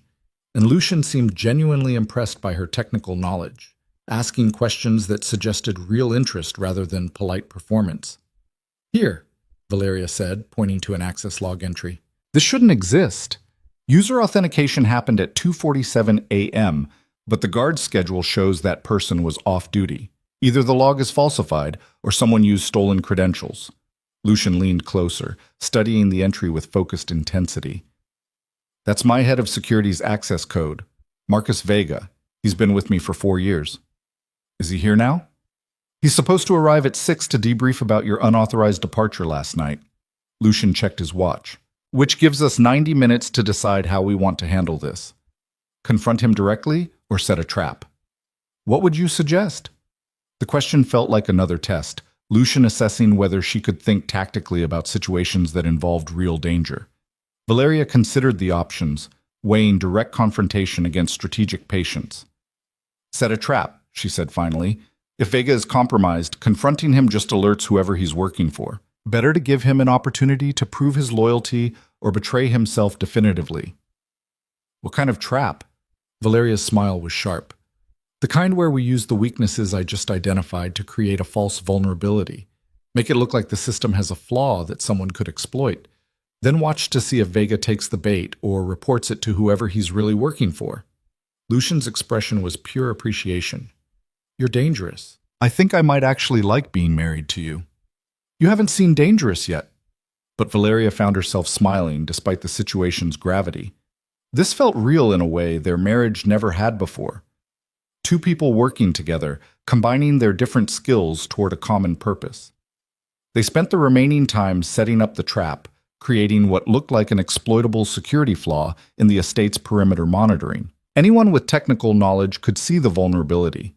The question was whether Vega would report it or use it. Marcus Vega arrived exactly at 6, his expression carefully neutral as he was escorted to Lucian's office. He was built like someone who'd spent significant time in military service, early 50s with gray touching his temples and sharp eyes that missed very little. Sir, he said formally, I came as soon as I received your message. I understand there was an incident last night. There was. Lucian gestured toward Valeria, who was sitting in one of the leather chairs looking exactly like the decorative wife Vega expected to see. My wife borrowed my Mustang without permission. I need to understand how that was possible given our security protocols. Vega's attention shifted to Valeria, assessment clear in his gaze. Mrs. DeLuca, perhaps you could explain how you bypassed the garage security? I used the access code my husband gave me, Valeria said quietly, maintaining the performance of helpless wife. I didn't realize I was doing anything wrong. The access code wouldn't have disabled the motion sensors or camera feeds. Wouldn't it? Valeria's expression was carefully confused. But the panel said the system was in maintenance mode. Vega's eyes narrowed slightly. The system shouldn't enter maintenance mode without my authorization. Perhaps there's a flaw in the programming, Lucian suggested. Something that allows authorized users to trigger maintenance protocols accidentally. I'll investigate immediately. But Vega's body language had shifted subtly, tension bleeding into his shoulders. In the meantime, I recommend restricting Mrs. DeLuca's access to prevent similar incidents. That won't be necessary, Lucian said smoothly. I've already discussed appropriate behavior with my wife. She understands the importance of following proper procedures. The conversation continued for another 10 minutes, Vega asking careful questions while Lucian provided answers designed to seem helpful while revealing nothing useful. Throughout the exchange, Valeria maintained her performance of confused innocence, watching Vega's reactions with the same attention she brought to reading opponents during races. When Vega finally left, promising to review the security protocols and report back with recommendations, Lucian and Valeria sat in silence for a long moment. He's going to check that fake vulnerability, Valeria said quietly. Within the next 2 hours, Lucian agreed. And when he does, we'll know exactly who he's working for based on what he does with the information. What happens then? Then we decide whether he's worth saving or whether he needs to be eliminated. Lucian's voice was matter-of-fact, discussing potential murder with the same casual tone others might use for discussing dinner plans. Valeria should have been horrified. Instead, she found herself analyzing the tactical implications, considering what Vega's betrayal meant for the estate's security and Lucian's position within Chicago's underworld power structure. This is your world, she said, violence and strategic necessity. It is. Does that change your willingness to be part of it? Valeria thought about the question seriously, weighing comfort against truth, safety against authenticity. She'd spent 6 months pretending to be someone she wasn't, suppressing her real nature to fit into Lucian's world. But this collaborative problem solving, this strategic partnership, this recognition of her actual capabilities, felt more genuine than anything they'd shared before. "No," she said finally, "but I need you to understand something. I'm not going to be your weapon or your tool. If we're partners, that means equal input on decisions that affect both of us." "Fair enough." Lucian extended his hand again. "Partners. Equal input, honest communication, shared risk and reward." She took his hand, sealing the agreement. Partners. They sat together in Lucian's office as sunset painted the windows orange and gold, waiting to see whether Marcus Vega would prove his loyalty or betray the trust that had been placed in him. And for the first time since their wedding, Valeria felt like she was exactly where she was supposed to be. Not as a statue, not as a performance, but as herself. The wait lasted exactly 93 minutes. Valeria and Lucian monitored the security feeds from his office, watching as Marcus Vega moved through the estate's systems with the confidence of someone who'd built them. At first, his actions seemed routine, checking perimeter sensors, reviewing access logs, exactly what a diligent head of security would do after learning about a potential vulnerability. Then he accessed the false flaw they'd created, and his behavior changed. Vega pulled up the code underlying the garage security protocols, studying the manufactured weakness with focused intensity. His fingers moved across his tablet, and Valeria watched the network traffic logs light up with activity. "He's photographing the vulnerability," she said quietly. "Screen captures of the code, system architecture, access pathways." "Who's he sending them to?" Lucian's voice was controlled, but Valeria could hear the fury beneath the calm surface. She traced the encrypted data packets as they left the estate's network, following their path through several routing servers designed to obscure the ultimate destination. "Give me a minute." Her fingers flew across Lucian's computer, deploying tools she'd used during her racing days to track rivals and avoid law enforcement. The encryption was sophisticated but not unbreakable, especially since Vega had prioritized speed over complete security. "Got it," Valeria said, pulling up the final destination. "The data is going to an IP address registered to a holding company called Meridian Logistics." Lucian's expression went absolutely cold. "Antonio Ferrara's front company. That confirms it." "Who's Ferrara?" "Someone who's been trying to take control of my shipping routes for the past year. Someone I thought I'd neutralize through a treaty negotiated 3 months ago." Lucian stood, his movements precise and controlled despite the obvious rage. "Someone who apparently decided to bypass our agreement by corrupting my head of security." Valeria watched as Vega closed out of the security systems, erasing traces of his access with practiced efficiency. He'd done this before, she realized. This wasn't his first betrayal, just the first time he'd been caught. "What are you going to do?" she asked. "What I should have done months ago when the intelligence leaks started." Lucian pulled out his phone, typing a message with controlled precision. "But first, I need to understand the full scope of the betrayal. If Vega's been feeding Ferrara information, I need to know what else has been compromised." He made 3 phone calls in rapid succession, his voice calm and authoritative as he summoned specific people to the estate. Valeria recognized 2 of the names, Vincent Corso and Marcus Bellini, the men who'd witnessed her racing demonstration. The third name was unfamiliar, someone called Santos, who apparently handled Lucian's most sensitive operations. "They'll be here in an hour," Lucian said, ending the final call. "In the meantime, I need you to do something for me." "What?" "Access Vega's personal files, everything stored on the estate's servers under his credentials. If he's been working for Ferrara, there will be evidence, communication logs, file transfers, anything that shows the pattern of betrayal." Valeria felt a spike of anxiety. That's different from bypassing garage security. That's actively hacking into someone's private information. "It is. And I wouldn't ask if the stakes weren't this high." Lucian's eyes met hers directly.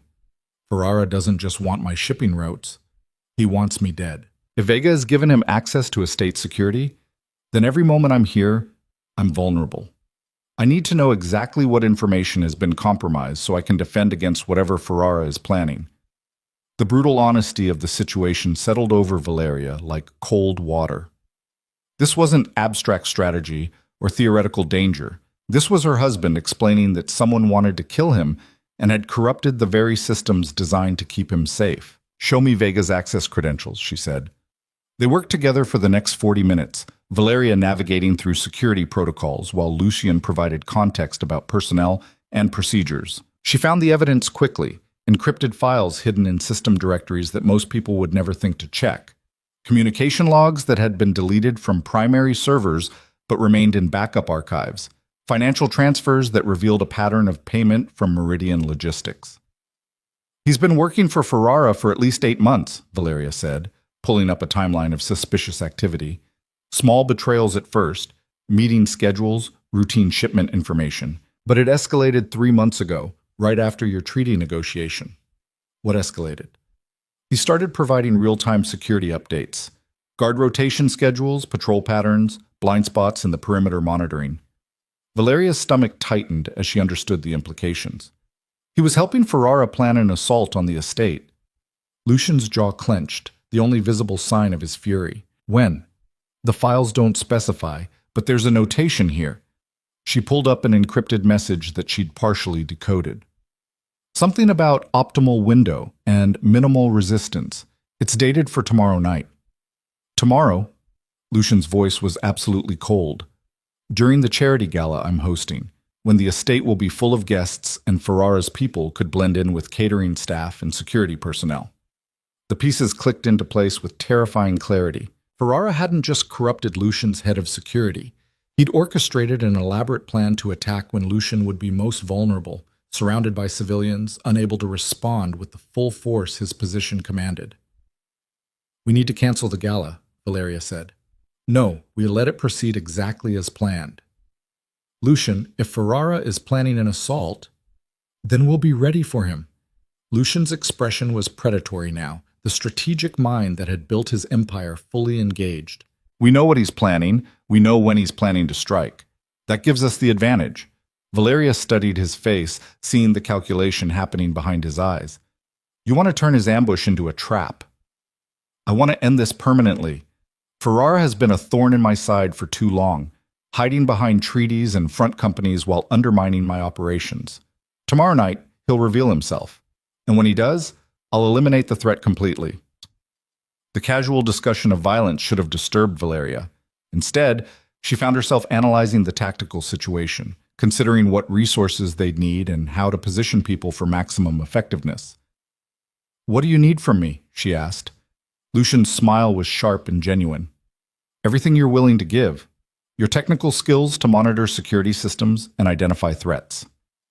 Your racing abilities in case we need fast extraction. Your intelligence to help me plan a defense that Ferrara won't see coming."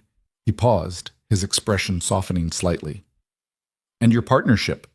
Because I'm done facing threats alone when I have someone beside me who's just as dangerous as I am."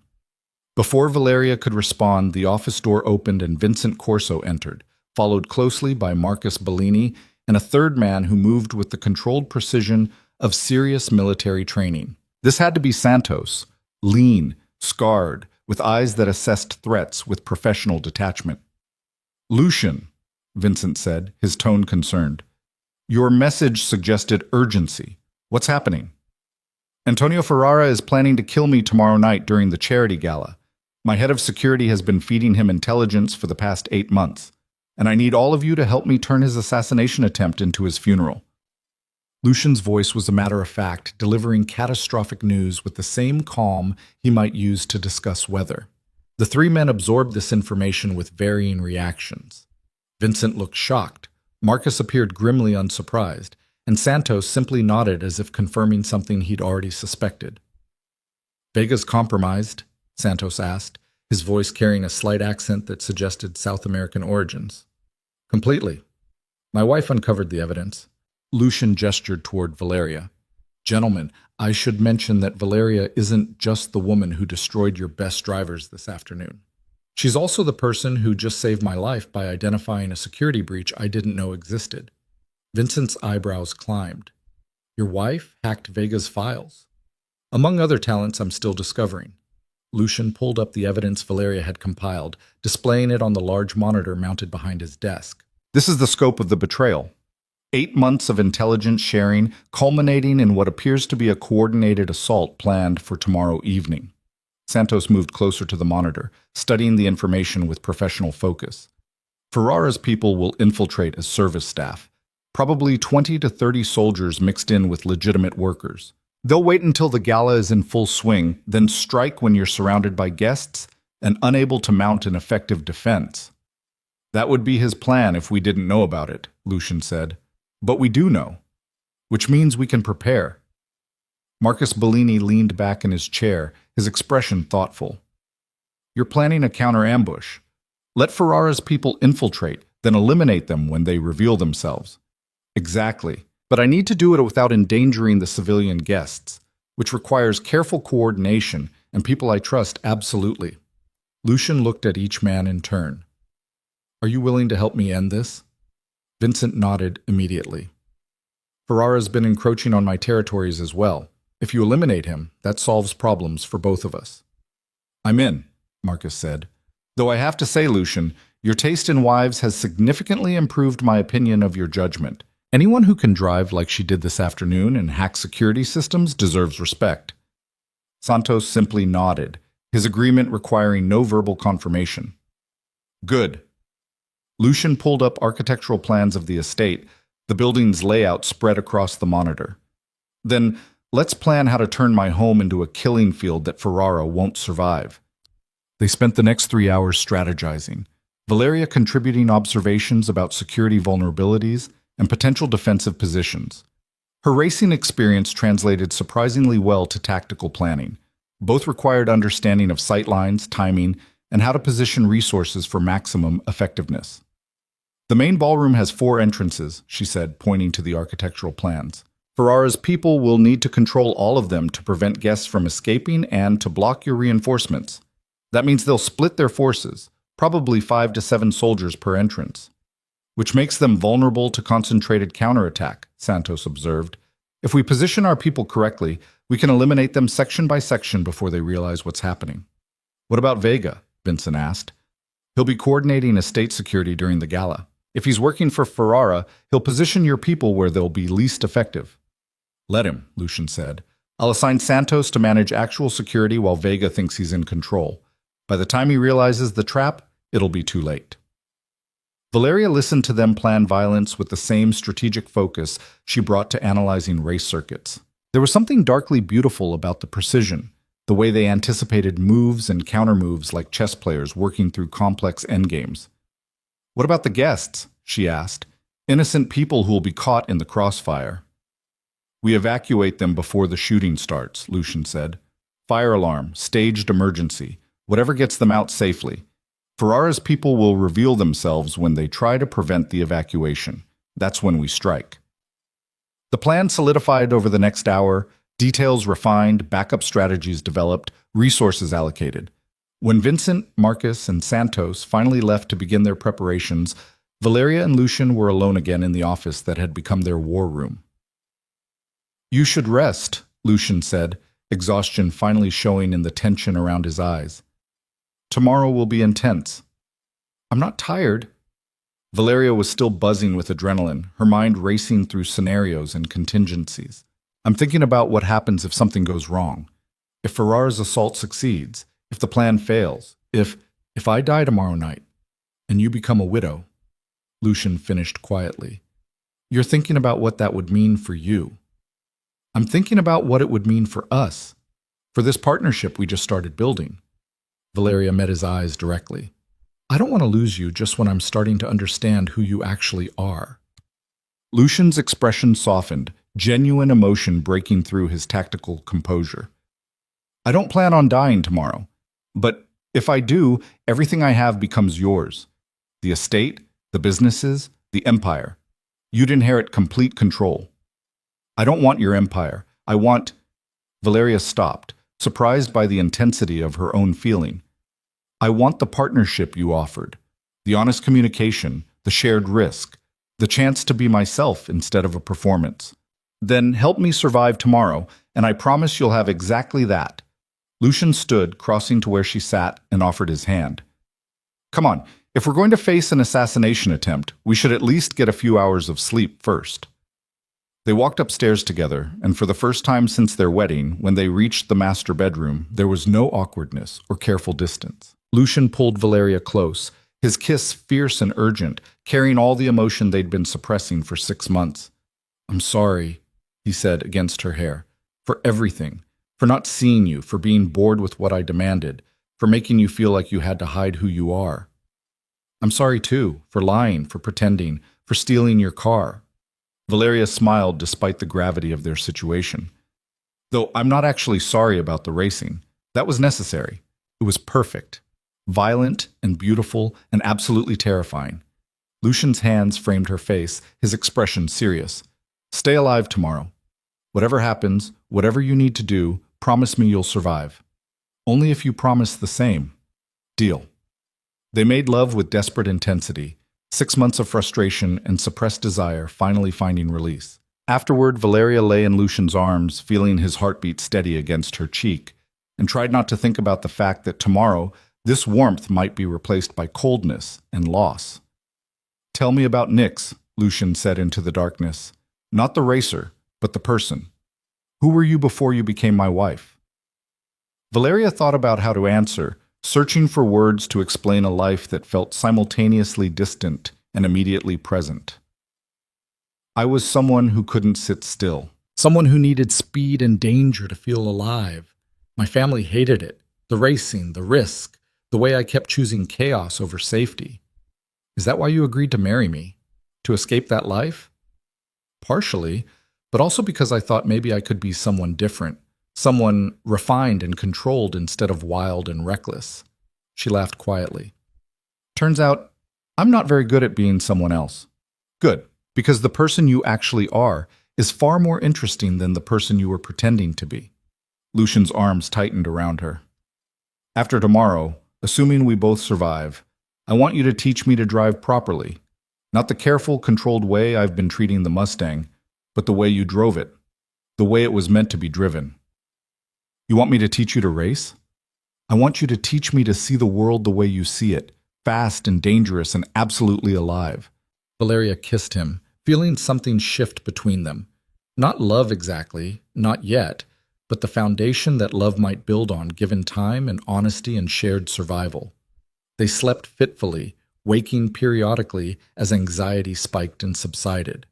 When dawn finally came, painting the bedroom windows with pale light, Valeria felt simultaneously exhausted and electric with anticipation.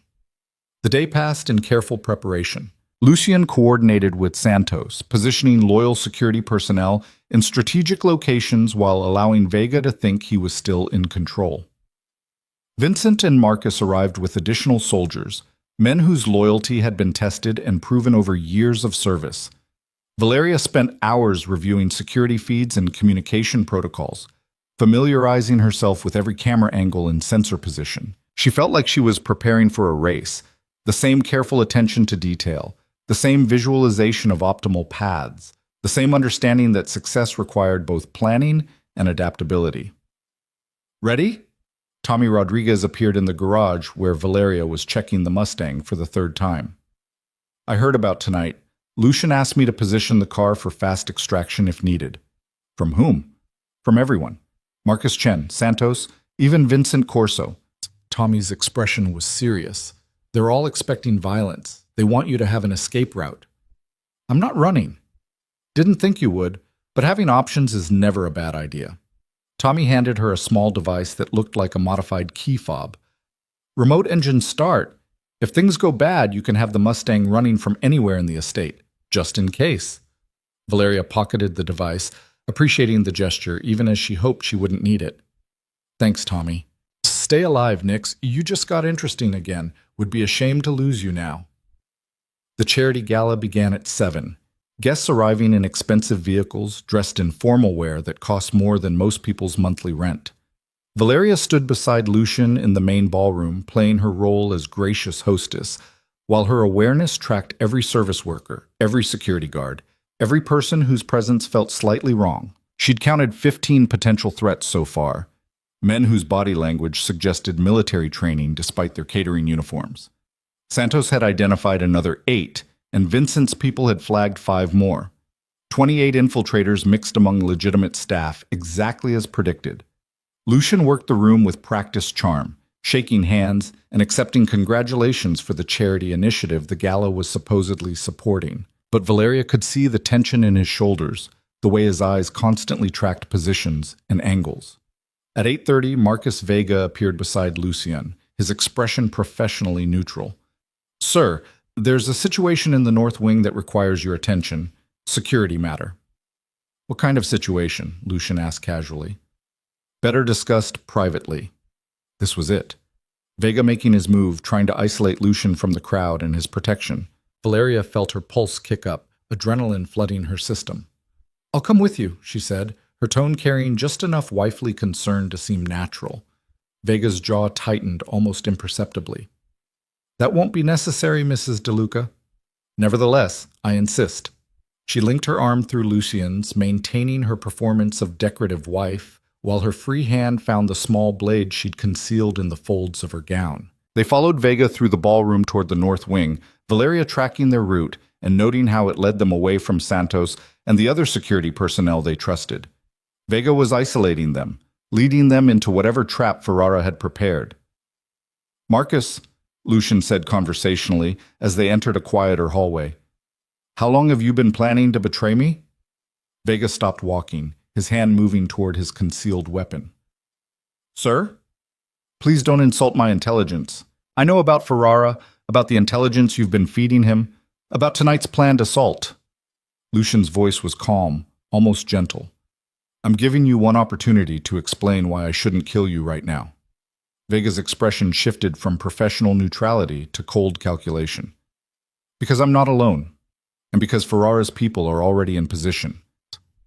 On cue, men appeared from doorways flanking the hall.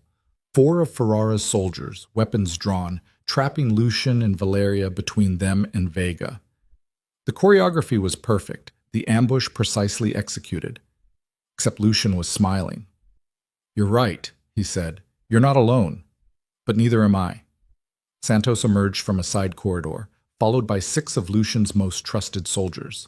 They moved with lethal efficiency, weapons already drawn, positioning themselves to cut off Ferrara's men from any escape route. Vega's expression went absolutely cold. "You knew." "I knew everything, thanks to my wife, who's significantly better at security analysis than you ever were." Lucian's hand moved to his own concealed weapon, drawing it with practiced ease. "The question now is whether you cooperate and tell me exactly what Ferrara has planned, or whether Santos puts a bullet through your skull and I figure it out myself." "Ferrara's already won," Vega said, his voice tight with suppressed rage. "Even if you kill me, even if you stop this assault, he's destroyed your reputation. Everyone in Chicago knows your wife is Nix. They know you didn't know who you married. They're already questioning your judgment, your control, your ability to lead." Actually, they're doing the opposite." Lucian's smile widened. "See, after my wife demonstrated her skills yesterday, people started wondering what other assets I've been hiding, what other capabilities I have access to that my enemies don't know about." "You didn't destroy my reputation, Marcus. You enhanced it by proving I have resources and allies that are far more dangerous than anyone suspected." Valeria watched understanding dawn on Vega's face. The realization that his betrayal hadn't weakened Lucian, but had inadvertently strengthened him by revealing capabilities his enemies hadn't anticipated. "Last chance," Santos said quietly, his weapon aimed with absolute steadiness at Vega's head. "Cooperate or die." Vega's shoulders slumped, defeat settling over him like a physical weight. "The main assault comes at 9:30. Fire alarm as cover, then systematic execution of key targets. Ferrara himself is outside in an armored convoy, waiting to move in once you're dead." "Where's the convoy positioned?" Lucian demanded. "North Access Road, hidden in the service area." Vega's voice was mechanical now. The fight drained out of him. 20 vehicles, maybe 60 soldiers total. Lucian looked at Santos. "Take him to the basement. Secure him. We'll decide what to do with him later." As Santos's people moved to restrain Vega and eliminate the 4 soldiers who'd tried to ambush them, Lucian pulled out his phone and typed a rapid message. Vincent and Marcus are mobilizing their forces. If Ferrara wants a war, we'll give him one he won't survive. The guests, Valeria said. We need to evacuate them before this turns into a battlefield. Already arranged. Lucian checked his watch. In 3 minutes, the fire alarm will activate. My people will guide guests to the south exits while Ferrara's infiltrators reveal themselves trying to prevent the evacuation. That's when we strike. The next 3 minutes felt eternal, time stretching as Valeria and Lucian returned to the ballroom. She could see Ferrara's people positioned throughout the space, waiting for their signal, unaware that their plan had been compromised. Then the fire alarm screamed to life, and chaos erupted exactly as predicted. Lucian's security personnel moved with practiced efficiency, guiding panicked guests toward the designated south exits while maintaining calm authority. The civilian evacuation proceeded exactly as planned, well-dressed men and women hurrying through corridors with confusion but not terror, believing they were responding to a simple fire alarm rather than an orchestrated combat scenario. Ferrara's infiltrators revealed themselves within seconds, exactly as Lucian had predicted. Men in catering uniforms abandoned their pretense, reaching for concealed weapons, moving to block exit routes and isolate key targets. But they were moving into a trap they didn't know existed. Santos's team struck first, eliminating 3 infiltrators near the ballroom's main entrance with suppressed weapons that barely registered over the fire alarm's wail. The bodies dropped silently, dragged into side rooms before anyone except Ferrara's remaining people noticed. Valeria tracked the unfolding violence with the same focused awareness she brought to racing, her mind calculating positions and trajectories, identifying threats and opportunities. She'd positioned herself near Lucian, but not directly beside him, giving them both room to maneuver if the situation required separation. East corridor, she said quietly, her voice cutting through the alarm's noise. 4 more moving to flank us. Lucian's hand moved to his concealed weapon with practiced ease. Vincent's people should intercept them before they reach our position. The prediction proved accurate. Vincent Corso's soldiers appeared from a connecting hallway, engaging Ferrara's men with brutal efficiency. The suppressed gunfire sounded like hard coughs beneath the fire alarm, violence rendered almost subtle by careful weapon selection. The ballroom emptied rapidly, the last civilian guest shepherded out by Lucian's legitimate security personnel. Within 3 minutes, the massive space stood nearly empty except for the handful of Ferrara's infiltrators who hadn't yet realized their mission had been compromised. Now, Lucian said into his phone. The fire alarm cut off abruptly, the sudden silence almost shocking after the sustained noise. In that silence, Santos's voice echoed through the ballroom's sound system with cold authority.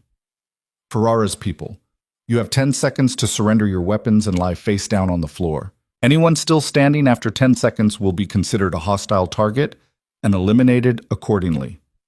Valeria watched the remaining infiltrators process this announcement, saw the moment they understood their ambush had become a killing field. 2 dropped their weapons immediately, self-preservation overriding loyalty. 3 others made the catastrophic decision to fight. The resulting violence was brief and absolute. Santos's team had superior positioning, better intel, and the tactical advantage of knowing exactly where every threat was located. The 3 who chose resistance died within seconds, their bodies hitting the marble floor with sounds that would haunt Valeria's memory. Clear, Santos reported through Lucian's phone. 28 infiltrators neutralized or captured. 0 friendly casualties. The estate is secure. What about Ferrara's convoy? Lucian asked. Marcus Bellini's people have them surrounded on the north access road. They're waiting for your orders. Lucian looked at Valeria, his expression seeking input rather than simply informing her of his decision. The gesture was small but significant, recognition that she was truly his partner in this moment rather than someone to be protected or excluded. Ferrara came here to kill you, Valeria said quietly. If you let him leave, he'll just try again. More carefully next time with better intelligence, learning from tonight's failure. So you're suggesting I kill him? I'm suggesting you end the threat permanently. Whatever that requires. Valeria met his eyes directly. You asked for my honest input. That's my assessment. Lucian nodded slowly, something like respect and grief mixing in his expression. I wanted to avoid this. Ferrara and I used to be allies before ambition made him reckless. Nostalgia doesn't stop bullets, Santos observed from nearby, his tone matter of fact. And sentiment doesn't protect territory. No, it doesn't. Lucian lifted his phone again, his voice steady despite the weight of what he was ordering. Marcus, tell Ferrara I'm willing to negotiate.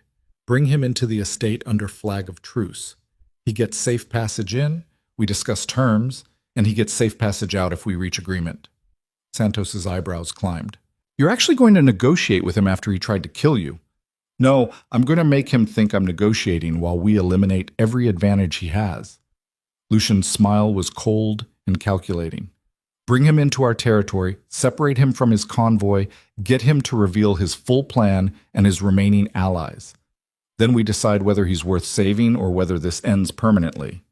The tactical elegance of the approach impressed Valeria, despite its ruthlessness. Lucian wasn't just responding to the immediate threat. He was using this moment to extract maximum intelligence about his enemies while maintaining the moral high ground of offering negotiation. Marcus Bellini's response came through the phone seconds later. Ferrara accepted. He's bringing 5 bodyguards. Says he wants to discuss peace terms. Should arrive in 15 minutes. Perfect. Santos, prepare the study. I want surveillance on every angle, weapons positioned where we can respond if he tries anything, and escape routes blocked without being obvious about it. The next 15 minutes passed in controlled preparation. The ballroom's bodies were removed, evidence of violence scrubbed away with efficiency that suggested Lucian's people had done this before. The study was arranged to look like a negotiation space while actually being a carefully designed trap. Cameras hidden in artwork and decorative fixtures, weapons concealed within reach but out of immediate sight. Valeria changed out of her formal gown into more practical clothing, dark pants, fitted jacket, boots that would allow her to run or fight if necessary. When she returned to the study, Lucian looked her over with approval. You're not hiding in the background anymore, he observed. No. If we're partners, that means I stand beside you during the dangerous moments, not just the successful ones. I could order you to stay somewhere safe. You could, but you won't, because you know I'm more useful here than locked away. Valeria moved to stand slightly behind and to the left of where Lucian would sit, a position that gave her clear sightlines while not appearing overtly threatening. Besides, Ferrara doesn't know what I'm capable of. That might be useful if this goes wrong. Lucian's smile was genuine warmth cutting through the tension. You know what I'm realizing? Having you as a partner is terrifying and exhilarating in equal measure. I never know whether you're going to save my life or give me a heart attack from stress.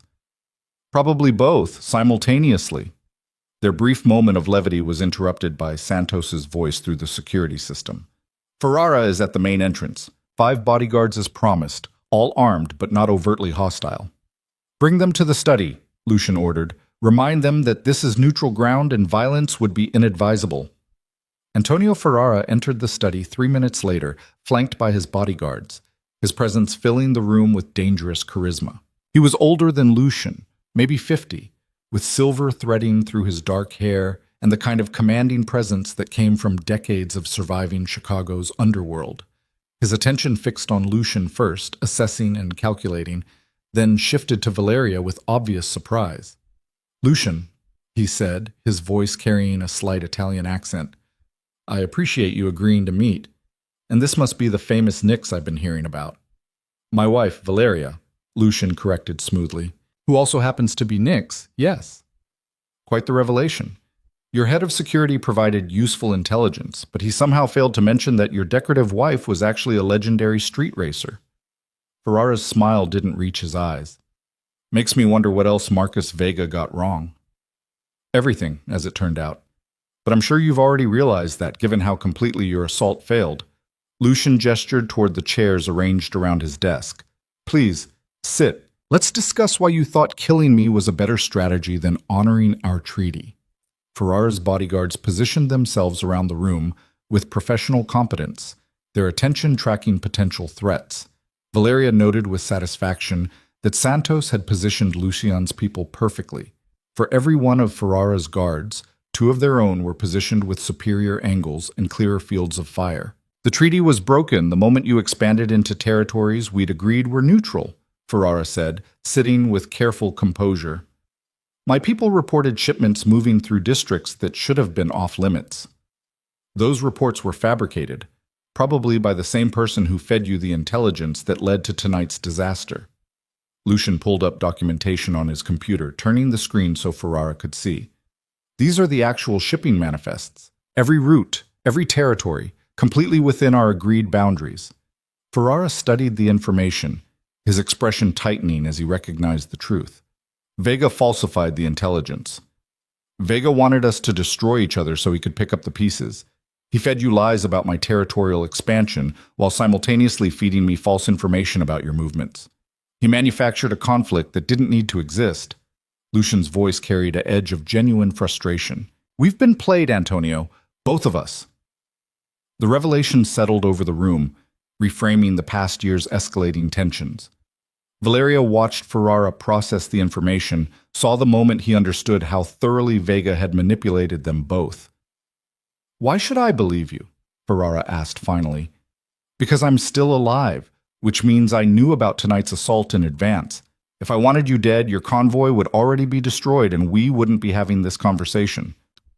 Lucian leaned forward, his posture suggesting earnest negotiation rather than confrontation. I brought you here because I need to know if you're salvageable. If we can rebuild the alliance we had before Vega corrupted it, or if tonight's betrayal means we're enemies permanently. Ferrara's jaw worked, pride warring with pragmatism. You're offering peace after I tried to kill you? I'm offering a chance to fix what Vega broke, but I need something from you first. What? Everything.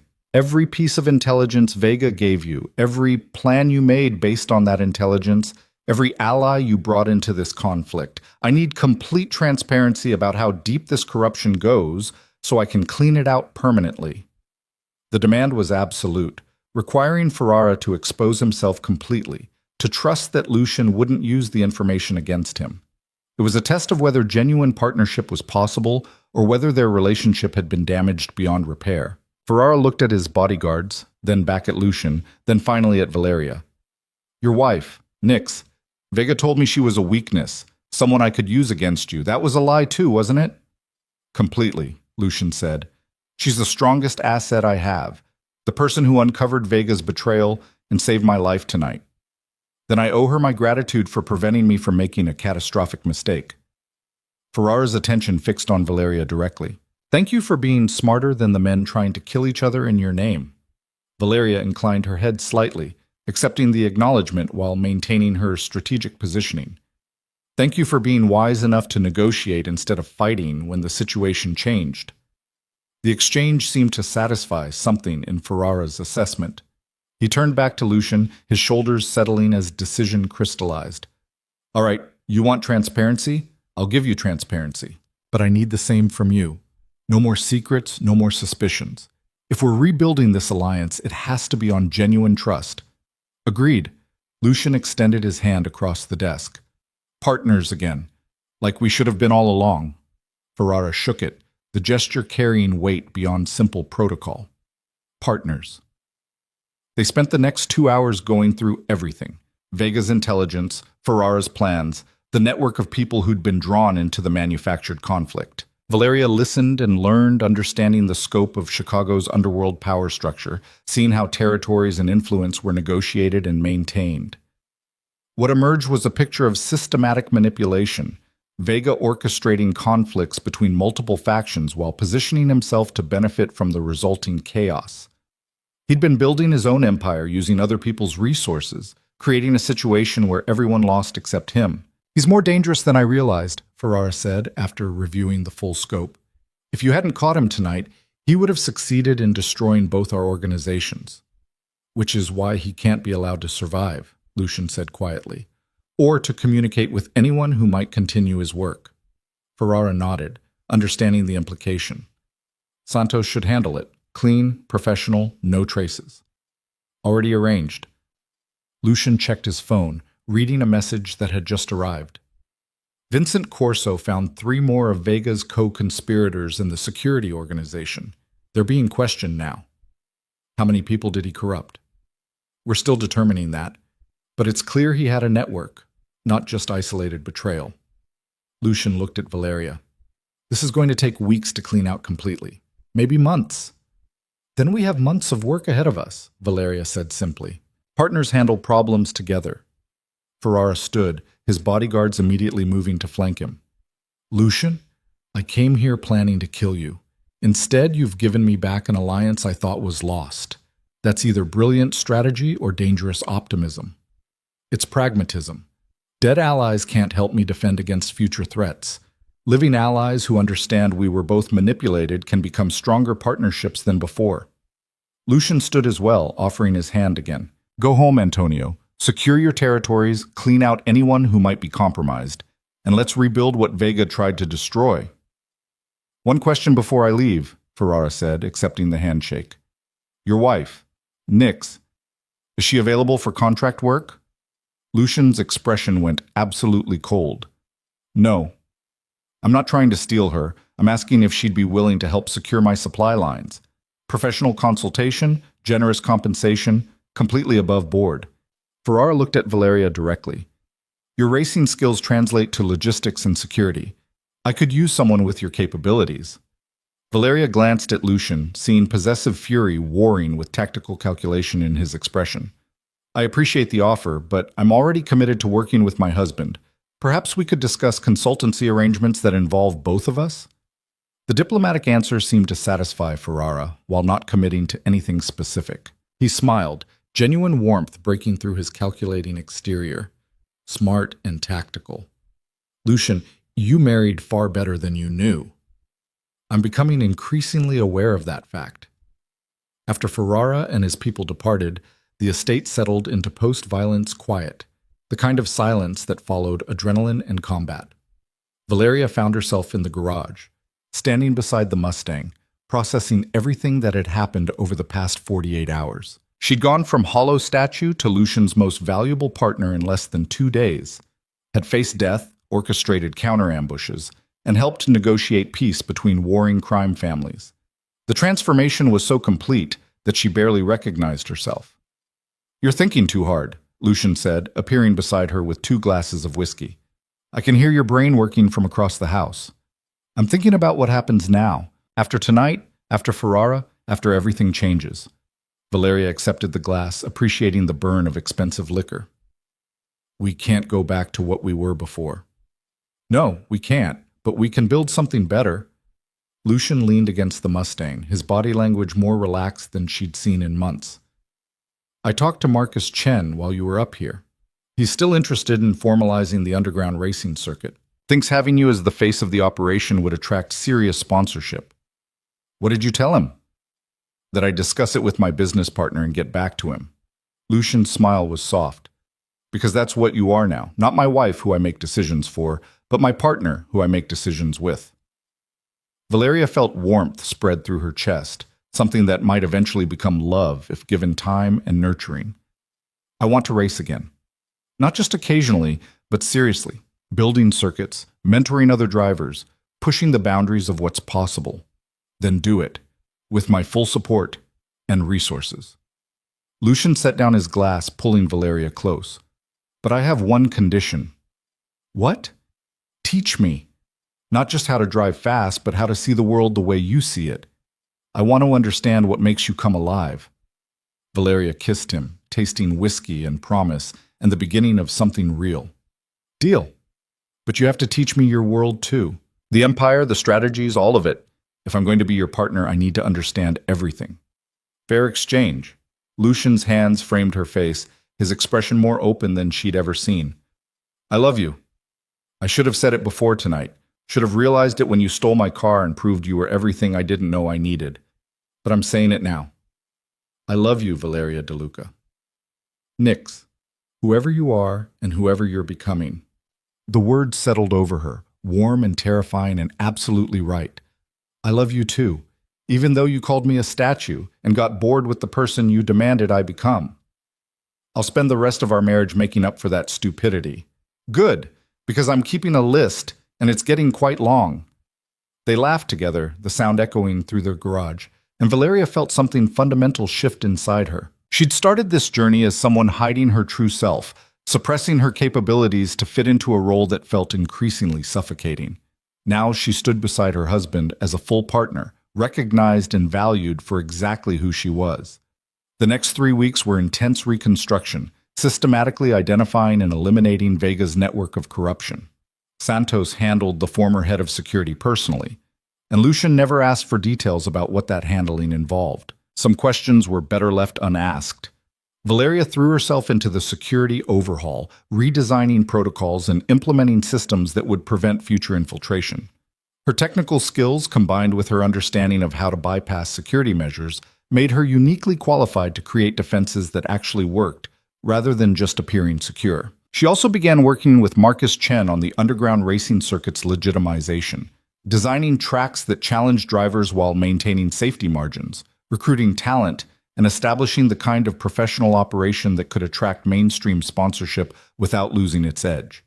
Lucian watched her flourish, seeing the woman he'd married transform from suppressed potential into realized power. She was magnificent in her element, confident, strategic, absolutely ruthless when the situation demanded it. 6 months after the charity gala that had nearly been his funeral, Lucian stood in the study that had hosted his negotiation with Ferrara, reviewing financial reports that showed his empire running more efficiently than ever before. Valeria's contributions to logistics, security, and strategic planning had proven invaluable, her racing instincts translating surprisingly well to business operations. "Are you coming?" Valeria appeared in the doorway, dressed in fitted racing gear that hugged her curves, her hair pulled back in a practical ponytail. "The private track is ready. You promised you'd let me teach you to actually drive that Mustang." Lucian saved his work and stood, appreciating the sight of his wife in her natural element. "I'm still not convinced I can match your skill level." "You can't, but you can get better than the careful, controlled driving you've been doing." Valeria's smile was pure mischief. "Come on, let me show you what that car can really do." The private racetrack had been Lucian's wedding gift to Valeria, built on estate grounds with professional-grade surface and safety features. It was where she tested new vehicles, trained promising drivers, and occasionally just drove for the pure joy of speed and precision.